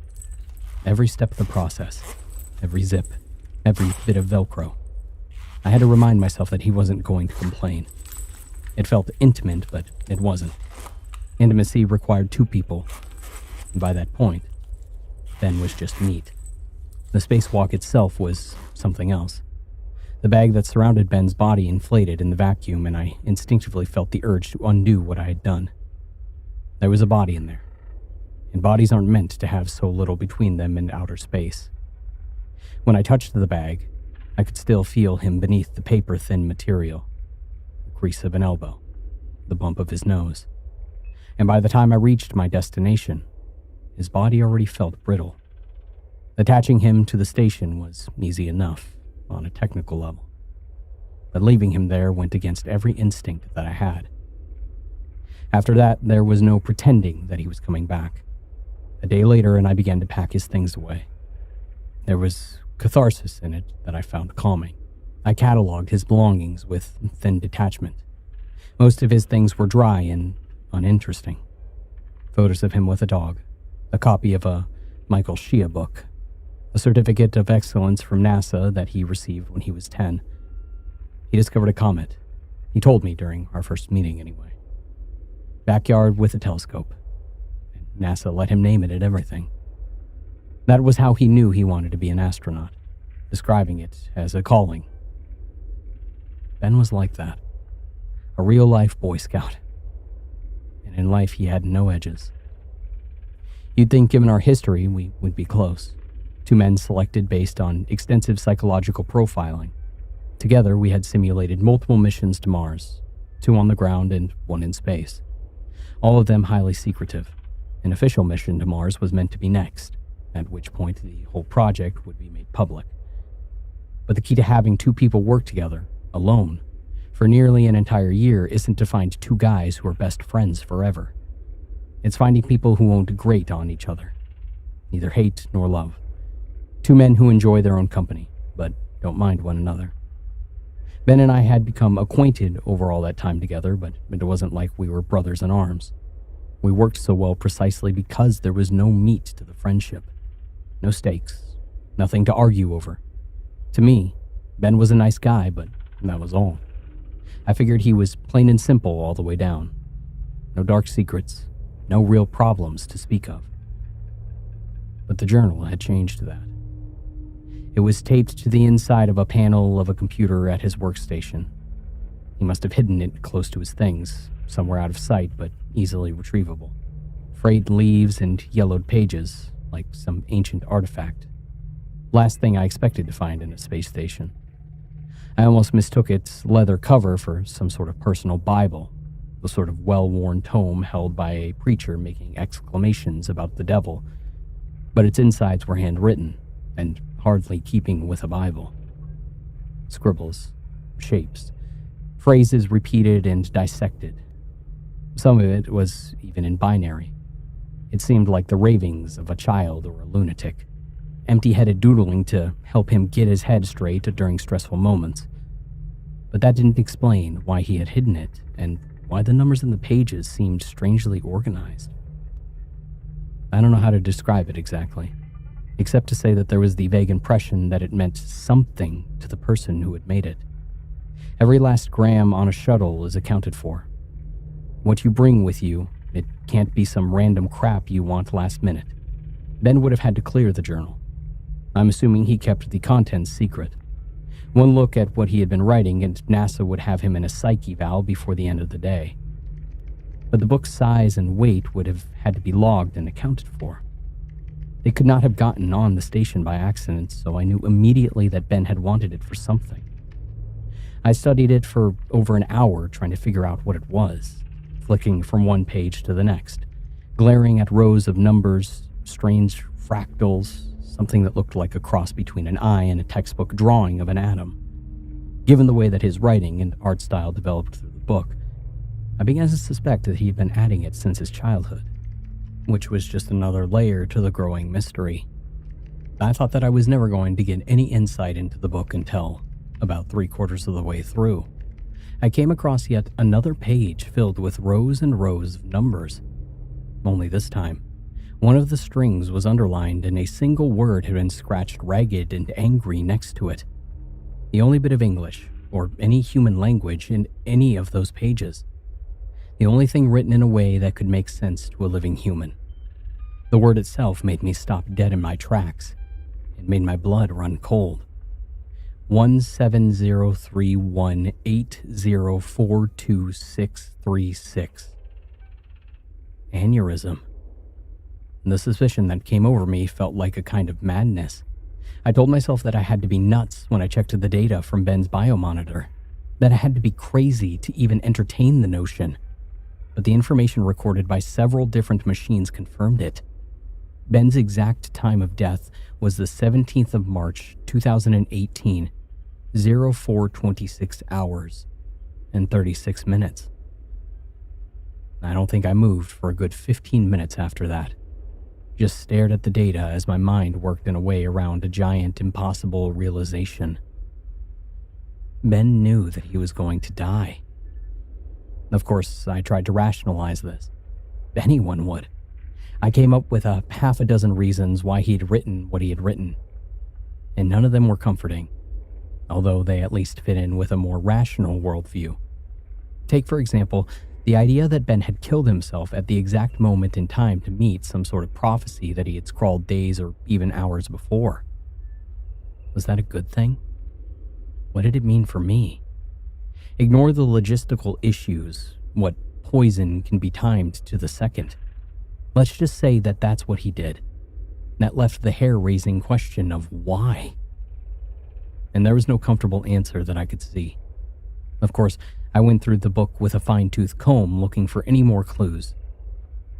But I wish that I hadn't. I eventually found another word, this one closer to the very end of the journal. Another date and a timestamp, one that lay 6 weeks in the future, and another word scratched painfully into the paper by a clumsy fist. Immolation.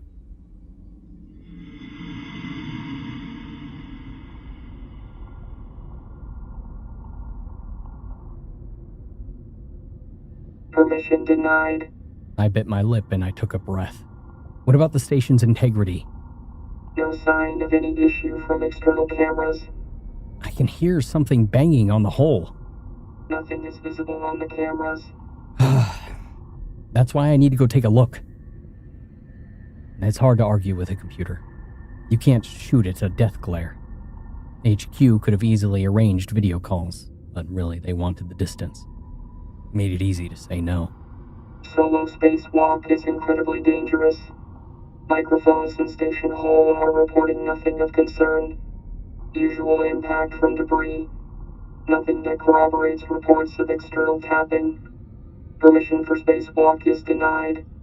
I made no further response, but instead closed the screen and wondered if they were really being entirely truthful. The tapping sound, coming and going over the last few days. It was unmistakable even over those whirring machines and motors. Space stations are loud. They give us earplugs to handle it, but whatever was out there was somehow louder. Or perhaps, given the circumstances, I was just sensitive to the thought of something, anything out there. There was no denying that it annoyed me. Just one of those sounds I found impossible to block out. Like water dripping in a bathtub at 3 a.m.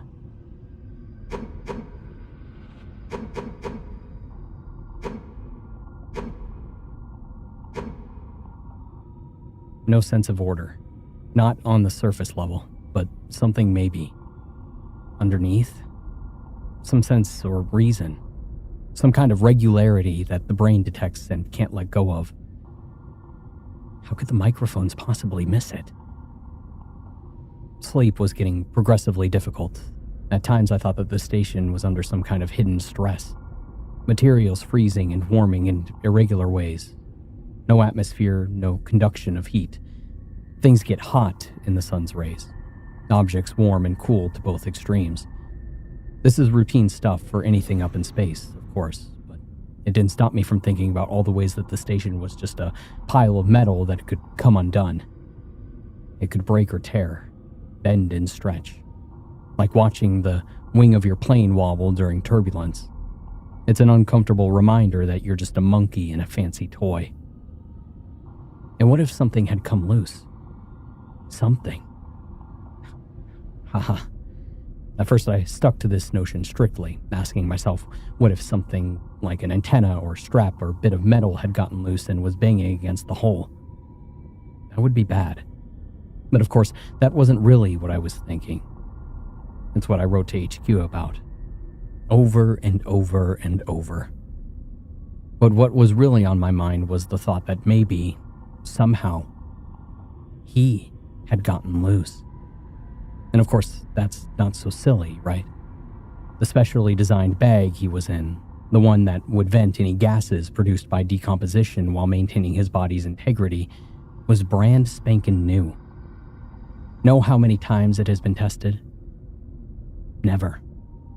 Never, ever. Ben was the first. So of course it might have come loose. Just because it's space-age technology doesn't mean that it's sophisticated. He was strapped to the outside like a Christmas tree to the family sedan. And maybe, I wondered, one of those straps had broken and now he was thumping against the side every now and then. Never mind that there wasn't anything out there to prompt that kind of buffeting. No air, no wind. If he had come loose, he'd just be floating a little further away. But something was making that noise, and I worried almost constantly that it was him. The only problem was that I had cameras. Lots. And all of them, every single time, showed the same thing. The bag, barely changing from when I last saw it in person, strapped firmly and securely to the station's hull. This should have reassured me. It should have, but it didn't. Something was out there, tapping at the hull. On and off, no pattern, no reason, no correlation. It came and it went, seemingly choosing its moments to bother me the most. Sleep was difficult for multiple reasons. The tapping was bad enough, but lately my nightmares had taken a strange turn. Black. Cold. In them I was trapped in a suffocating film. Freezing cold. Non-stop agony. Fighting ferociously to free myself was the black void of a nightmare. Like all deeply terrible dreams, it colored my thoughts for the rest of the day. And each time it got harder to shake. I tried to endure, compartmentalize, take my mental turmoil and put it in a box, right unhinged across the lid, and sit rocking back and forth waiting for my rescue. And that was an option. A good one. But there was one little word that stopped me from going the route of hunkering down and ignoring my own madness. Immolation. When HQ told me the date of the shuttle would reach me, I spent quite a bit of time wondering if this wasn't just some big experiment. The sheer coincidence of it all. The magnitude of it. They'd sent me the message and the subject line had 3 exclamation points. Like the communications officer on the other side couldn't wait to deliver good news for once. They let their professionalism slip. They'd finally arranged a shuttle to retrieve me after it was done dropping some guys off at ISS. It was lucky that it had come so soon. A stroke of logistical genius allowed time to sneak Ben and me back without being too conspicuous. I should be thankful, they told me. But I was just stunned. The date matched the one Ben had written out. Factoring in time travel, it'd be entering Earth's atmosphere at the exact time the prophesized moment would come and go. Ripe for an error, a misplaced heat pad, a mistimed thruster. Something, anything, to go wrong and leave me plunging to my death in a burning metal tube. Ripe for immolation. If it wasn't Ben out there tapping away, I wanted to know. I needed to know. I was a rational man, a skeptic. I did not believe that the natural world would produce a man that could predict his death down to the minute or the second, nor did I believe that he would predict mine. But I am only an animal. I am made of meat, vulnerable, a raw nerve in a world of jagged rocks. And I am risk-averse. That word, immolation. It's not random. No chance. Up in the void, surrounded by pure oxygen, fire was a constant risk. Ben's little numbers loomed large in my mind. I had to make sure everything was in place. Had to make sure there were no errors. If it was a prediction, which I refused to accept at face value, then maybe I could take heart from it. What could Ben do in the face of an aneurysm? Nothing. But immolation, fire, an accident, that sort of thing could be avoided. Just so long as everything was in working order. Just so long as everything was where it was meant to be. What did HQ know? Cameras and remote operators? Not enough. No one else was in that tin can except me. Why even have humans in space if you couldn't trust their instincts and judgments? I needed to know what was making that noise. I needed to get out there.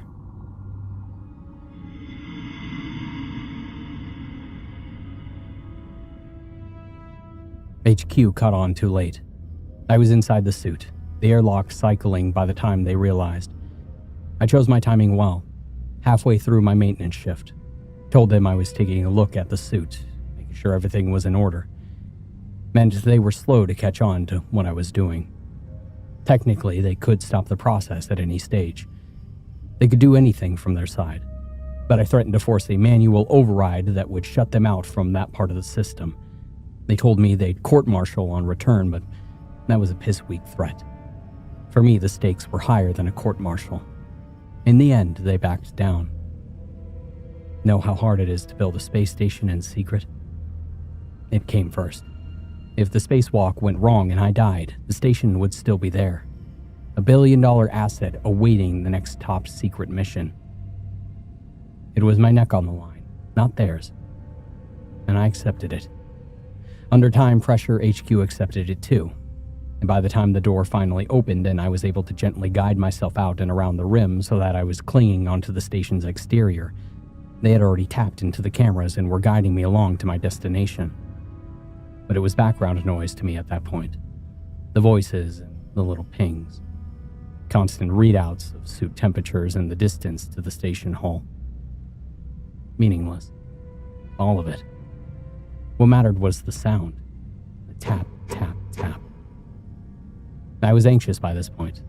Or perhaps, if I'm honest, scared. Space is all extremes. Not just heat, but light too. The shadows cast are vast and strange.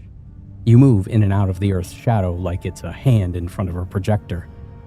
And the ones cast by yourself and your surroundings are a special kind of black. The station, with its myriad of pipes and cables, was covered in abyssal shadows, long wrapped things with ambiguous origins. Sometimes I looked at the darkness and wondered if there was anything out there at all, or if the station was simply bisected by some kind of strange cosmic force. Like I might fall into it, somehow. Forever lost. Normally, I think that it was beautiful. Spacewalks had, for me, in the past, been an almost religious experience. They carried the same sense of weight, but for very different reasons. I felt watched. Something I tried to ignore, but it got harder and harder. I kept looking over my shoulder. Kept overthinking every little bump and vibration I felt on the station's hull. And by the time I reached the place where I had strapped Ben's body, I was close to a panic attack. The whole part of the station was covered in darkness. The kind where I couldn't see a damn thing. It was only HQ's voice telling me that I reached my destination to let me know Ben was lying just a few feet from me. And under their direction, I found him. And when my light fell upon the bag itself, I saw the metallic fabric glitter with ice. Touching it, I felt Ben's frozen body inside. Hard as rock. I gave him a nudge and he didn't move an inch. The straps holding him in place were still there, firm as ever. What else could be causing that sound? I asked. There is one option. The nameless voice on the other end sounded reticent, but that had been the default since Ben died. HQ always sounded like they were holding something back. What's that? We're not 100% certain how corpses would respond to the changing temperatures and vacuum. Obviously, parts of the body will freeze and expand, fluids in particular. Right now, the bag has a lot of surface contact with the metallic hull. One theory is that the blood may be freezing and sublimating as the surface beneath changes temperature. I looked at the bag and grimaced. How much blood, exactly? We cannot possibly say for certain how much would have left the body, only that the bag's job is to contain it until return. We are able to confirm using instruments in the station that the panel that you are standing on is well below freezing. Everything should be in manageable state, so to speak. Solid, likely one large clump. You wanted this. It would be a waste of resources now that you're out here not to investigate further. You need to look inside. Of course I had wanted this, hadn't I? To satisfy my morbid curiosity. To address the rabid thoughts in my mind that had kept me awake, filling what little sleep I had with nightmares. Now that I was at the threshold, I found myself so afraid that even moving my hand took a kind of effort. And yet I had no choice. I had to see this through. The bag opened with a specifically designed zipper. No sound, but I could feel the click, click, click of the specialized teeth opening up. It's stupid, but as I unfurled the flap, I could have sworn a terrible fetid stench passed over me. It lasted no more than a few seconds, but was so vivid I turned and I snapped my eyes shut as they watered. Power of suggestion, I told myself as I reopened them. That was it. Nothing more. No air, no sound, no smell. I took a few deep breaths, trying not to let the incident unsettle me further, and looked inside the bag. Multiple people watching my video feed gasped while I made a fairly unflattering noise somewhere between a moan and a cry. I'd expected something... God, at worst, I'd expected something ghoulish. Blue skin. Icicles collecting around the eyelashes, like a body found in the Arctic. But Ben had transformed. Great jagged shards of frozen blood had erupted from the eyes and ears and mouth. His jaw dislocated to an unnatural angle as an icicle the size of my forearm forced its way out.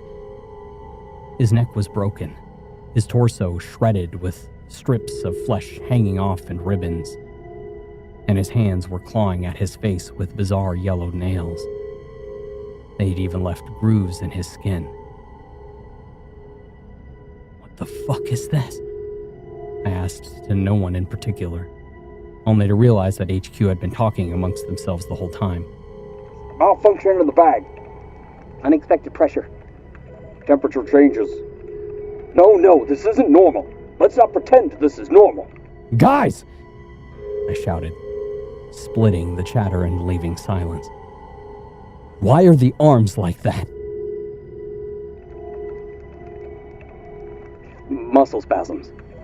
Possibly caused by, well, whatever caused the unusual reaction to his circulatory system. Maybe that caused his arms to curl upwards towards his face. There are scratch marks on his cheeks, skin under his nails. Are we sure that he was dead when I brought him out here? A dozen urgent and alarmed voices, all desperate to avoid even the slightest hint of responsibility, had told me no. That wasn't possible. But looking down at Ben's tortured face, I couldn't help but feel a little bit of doubt. I was about to ask what I ought to do next when the sun rose across the station.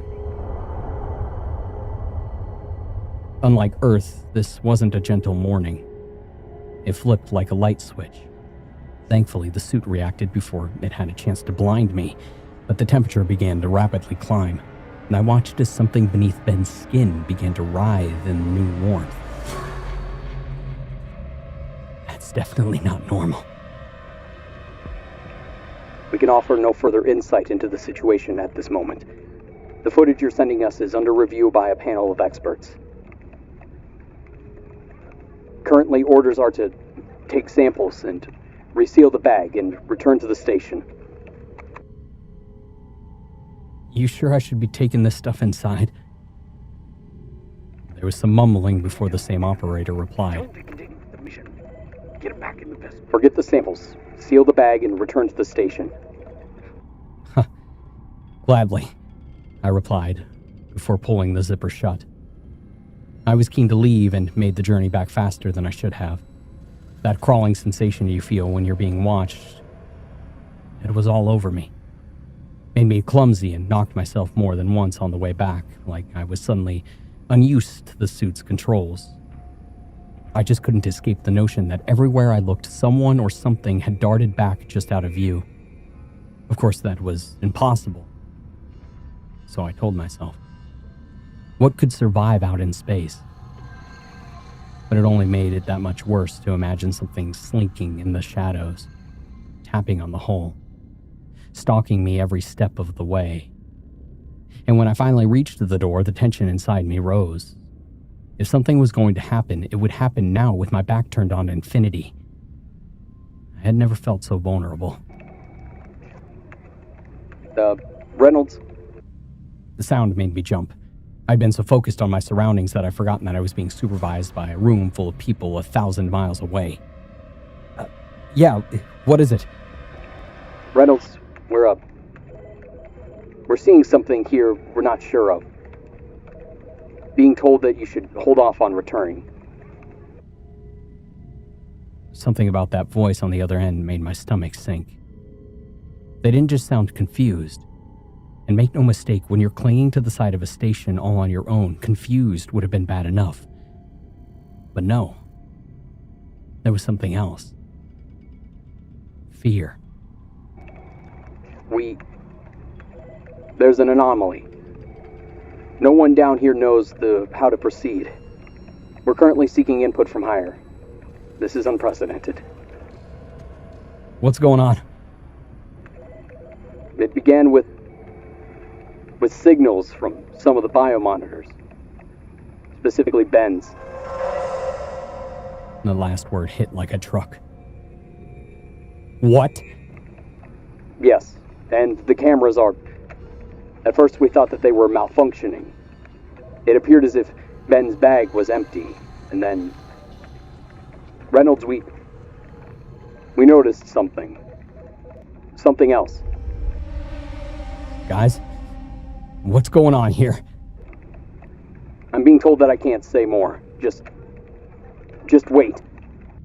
I tightened my grip on the railing, my heart pounding.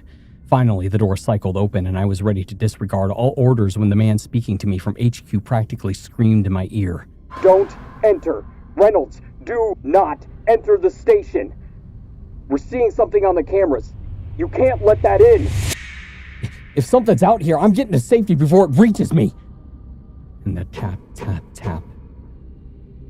And I stopped. My brain processed. I'd heard that. I had heard something in the vacuum of space. I looked around at my hands, my feet. That couldn't be possible, not unless...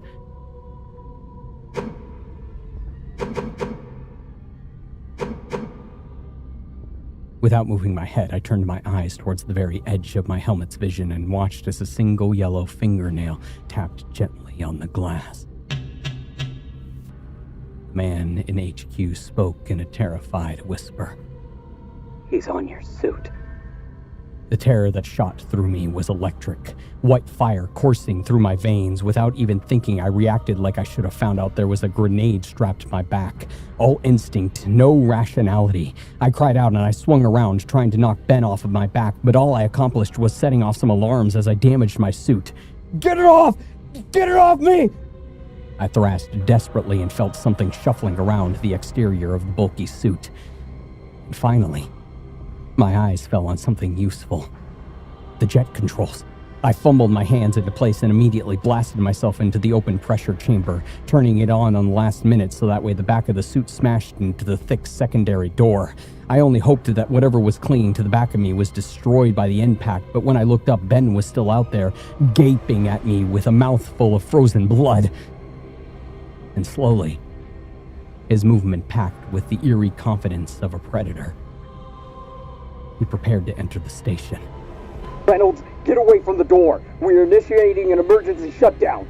Ben had one hand inside when the door slammed shut and cut it off. Even in the space with the bulkhead between us, I could have swore that I heard him scream.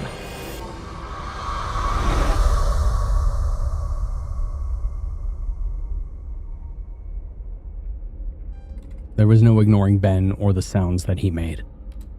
Not anymore. Terrible thumps that battered the station, their location changing seemingly at random.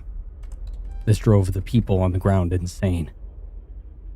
No, I had heard my fair share of rationalization over the last few hours.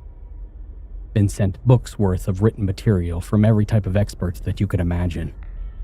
Ever since my colleague's death, I'd been wrestling with all sorts of bizarre thoughts. But after the spacewalk, it was all like they'd spill it out of my head and were now terrorizing other like-minded skeptics.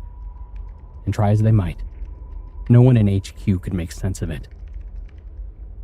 But they didn't have the journal.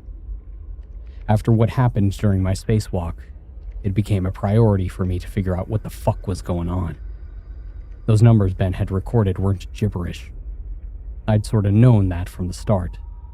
To read them was to feel like you were reading another language, something secret and hidden. And while I never cracked the code, not even after all this time, I did figure out where Ben had found it. Light. The trick was to dig deeper into Ben's research, specifically a pet project of his own that he'd spent nearly an entire life chasing. A little comet, a ball of ice, way out in the Kuiper belt close to where the solar system abates the great cosmic void begins.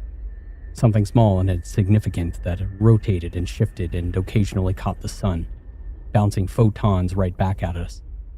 A glittering snowball so faint as to be invisible unless you happened to look at the right place at the right time. Like Ben did, when he was just 10 and playing with hobbyist Dad's backyard telescope. A light in the darkness. A light that spoke to a few instruments Ben had adjusted to record each emission. Flash on, flash off. Flash on, flash off, flash on. Tap, tap, tap.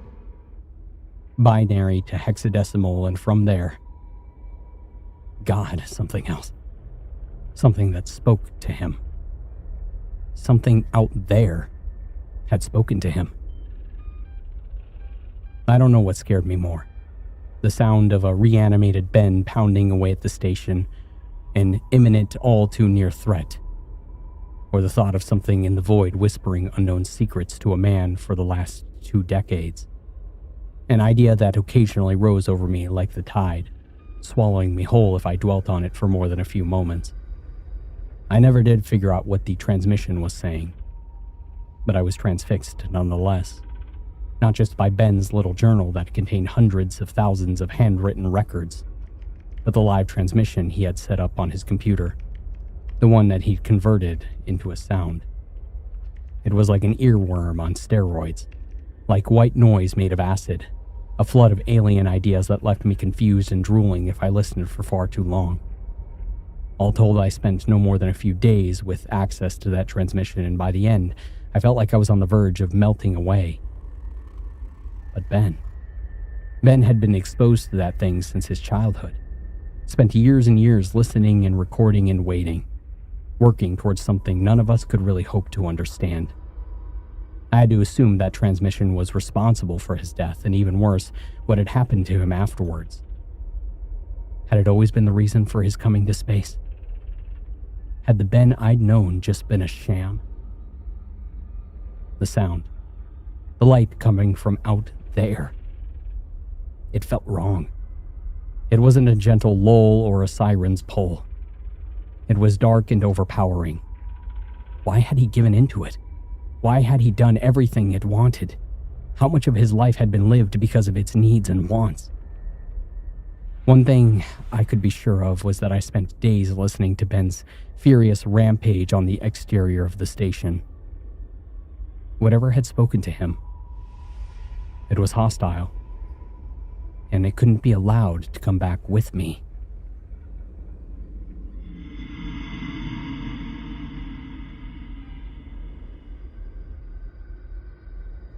Reynolds, I'm being told this is going to be a bit of a unconventional pickup.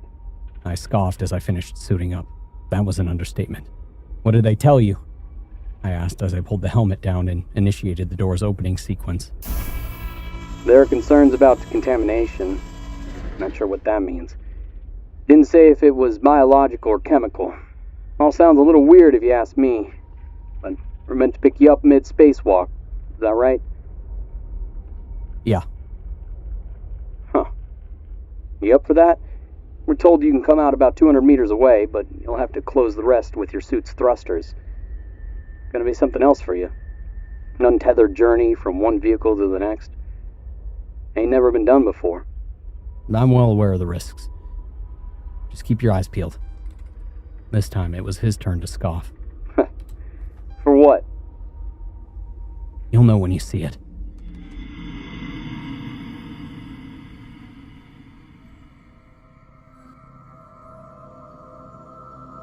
I made the journey with my back to the shuttle, floating in the wrong direction at a slow but consistent speed, my eyes glued to the station looking for some signs of Ben. There was the occasional flash of something red, a slight shimmer of movement often obscured by some of the station's panels and antennae, and let me know that he was still on the exterior, skulking around somewhere. So long as he stayed there, I knew I'd be okay. But the entire time I kept waiting for the other foot to drop, for the tension to finally explode into the life-threatening danger I knew was waiting for me. It came as a surprise when I finally approached the shuttle without incident. Pilot told me that it was a few meters away and it was time to turn around. And so I did, drifting around as gentle as a diver returning to the surface. I had my back to the station no more than a few seconds when the pilot grunted. Huh. That's odd. He sounded nonchalant, but the object that hit me was anything but minor. Ben, uninterested in making the journey safely, had launched himself off of the station as fast as he could, and with no way of slowing down, he hit me at full speed, slamming me up against the part of the door frame and sending us both tumbling out into the void before anyone else had the time to register his attack. This time, he was not letting me get a door between us. He scrambled over my suit like a deranged insect, one that I desperately tried to swat away as the great void spun around us both. Stars turned to lines. The shuttle swooped past my helmet's field of view in almost random directions. It was sickening and terrifying, and I hoped to God that I'd be able to correct the spin before it got out of control, but all of that came second to the monster who had clinged to my suit. At some point, he crawled around the suit in a way that I got a good look at him. The first in a few days. It was up close. Personal. Even with the helmet's glass between us, I could make out such stark and startling detail that I momentarily froze in terror, aware only vaguely of the pilot's panicked transmissions. Jesus Christ, what the fuck is that thing? Reynolds, you need to get yourself stabilized. Much further and we won't be able to help. Anything, whatever you do, you need to do now. That fucking thing isn't coming aboard the shuttle. I wanted to reply, but I was busy trying to get an arm between me and Ben, who was now a profusion of jagged red crystals at varying sizes. Some as big as kitchen knives, others like sewing needles. A spacesuit's worst nightmare. A puncture wouldn't lead to the immediate decompression that you're probably thinking of.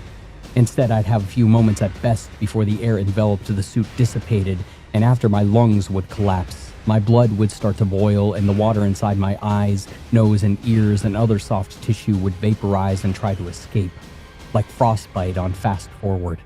But punctures weren't my sole concern. I knew I had to stop Ben's hands getting a grip on the helmet. I don't know if whatever had animated him had accessed all of his memories, but Ben sure as shit knew how to remove a helmet from the exterior, so all my focus went on keeping his nasty little fingers away from my neck. A puncture would still leave me enough time to return to the shuttle, but with no helmet, I would be doomed to a very painful death. And so I fought the best I could, knowing everything hinged on me pushing away from him, but Ben was lithe and insectile, constantly slipping out of reach whenever I got close to giving him a good shove. His fingers could easily find purchase on the suit and its many little greebles, while I was basically wielding oven gloves that offered no dexterity. I had no hope of shaking him off the usual way, but I did have something on my side. Inertia. The whole time we'd been spinning ferociously, and that rotational force was just about the only thing trying to peel the two of us apart. So far I'd been fighting it, but why? I realized at the last moment that I had one option left, and so I jammed half thrusters on and decided to make the nearly out-of-control spin much, much worse. Normally, an uncontrolled spin is one of those nightmare scenarios any astronaut dreads. Humans are irregularly shaped, and once you start rotating along more than one axis, applying more force is likely to just make it worse. Correcting takes a huge amount of experience and insight, and even then, there are no guarantees that you can stop it. More likely is that by the time that you figure out what to do, the rotational forces will have you on the brink of unconsciousness. And from there, death is just a stone's throw away. For me, it was the only chance that I had. And so I accelerated the spin and kept accelerating, holding the button down until the forces at play pulled Ben further and further towards the front of the suit. That's where inertia wanted us. Two objects in near symmetry, ready to break off in opposite directions at any moment. Ben held on for longer than I did, and at some point my limbs went weak, my vision dark, and my arms fell to my side, no longer able to fight the monster off. But by then, it took everything Ben had just to cling on to me and could no longer attack or fumble at my helmet. Eventually, everything he had to gave in to the spin, growing faster and faster, and the forces trying to separate us grew too strong. It was like every roller coaster that I'd been on merged into one, and ramped up to 11. And the last thing I remembered before I lost consciousness was the sight of Ben's monstrous face being flung off into the void.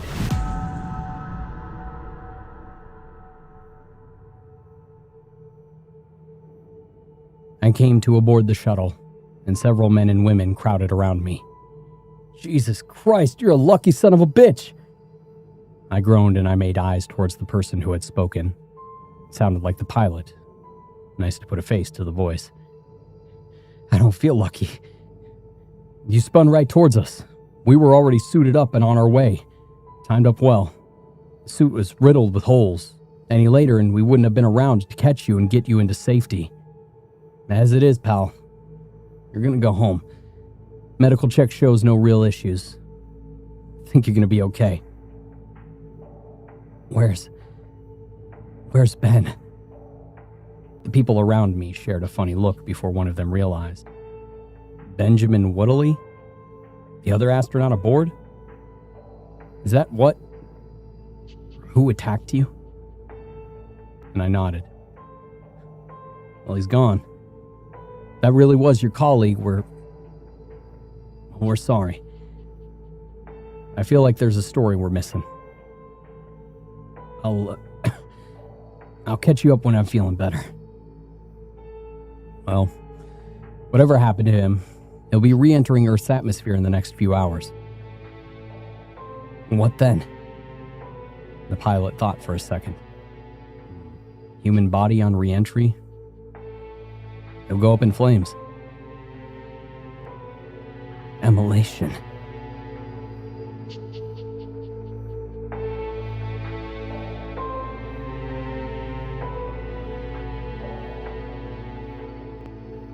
And with that, our final tale comes to an end. The hour has grown late. The roads are empty.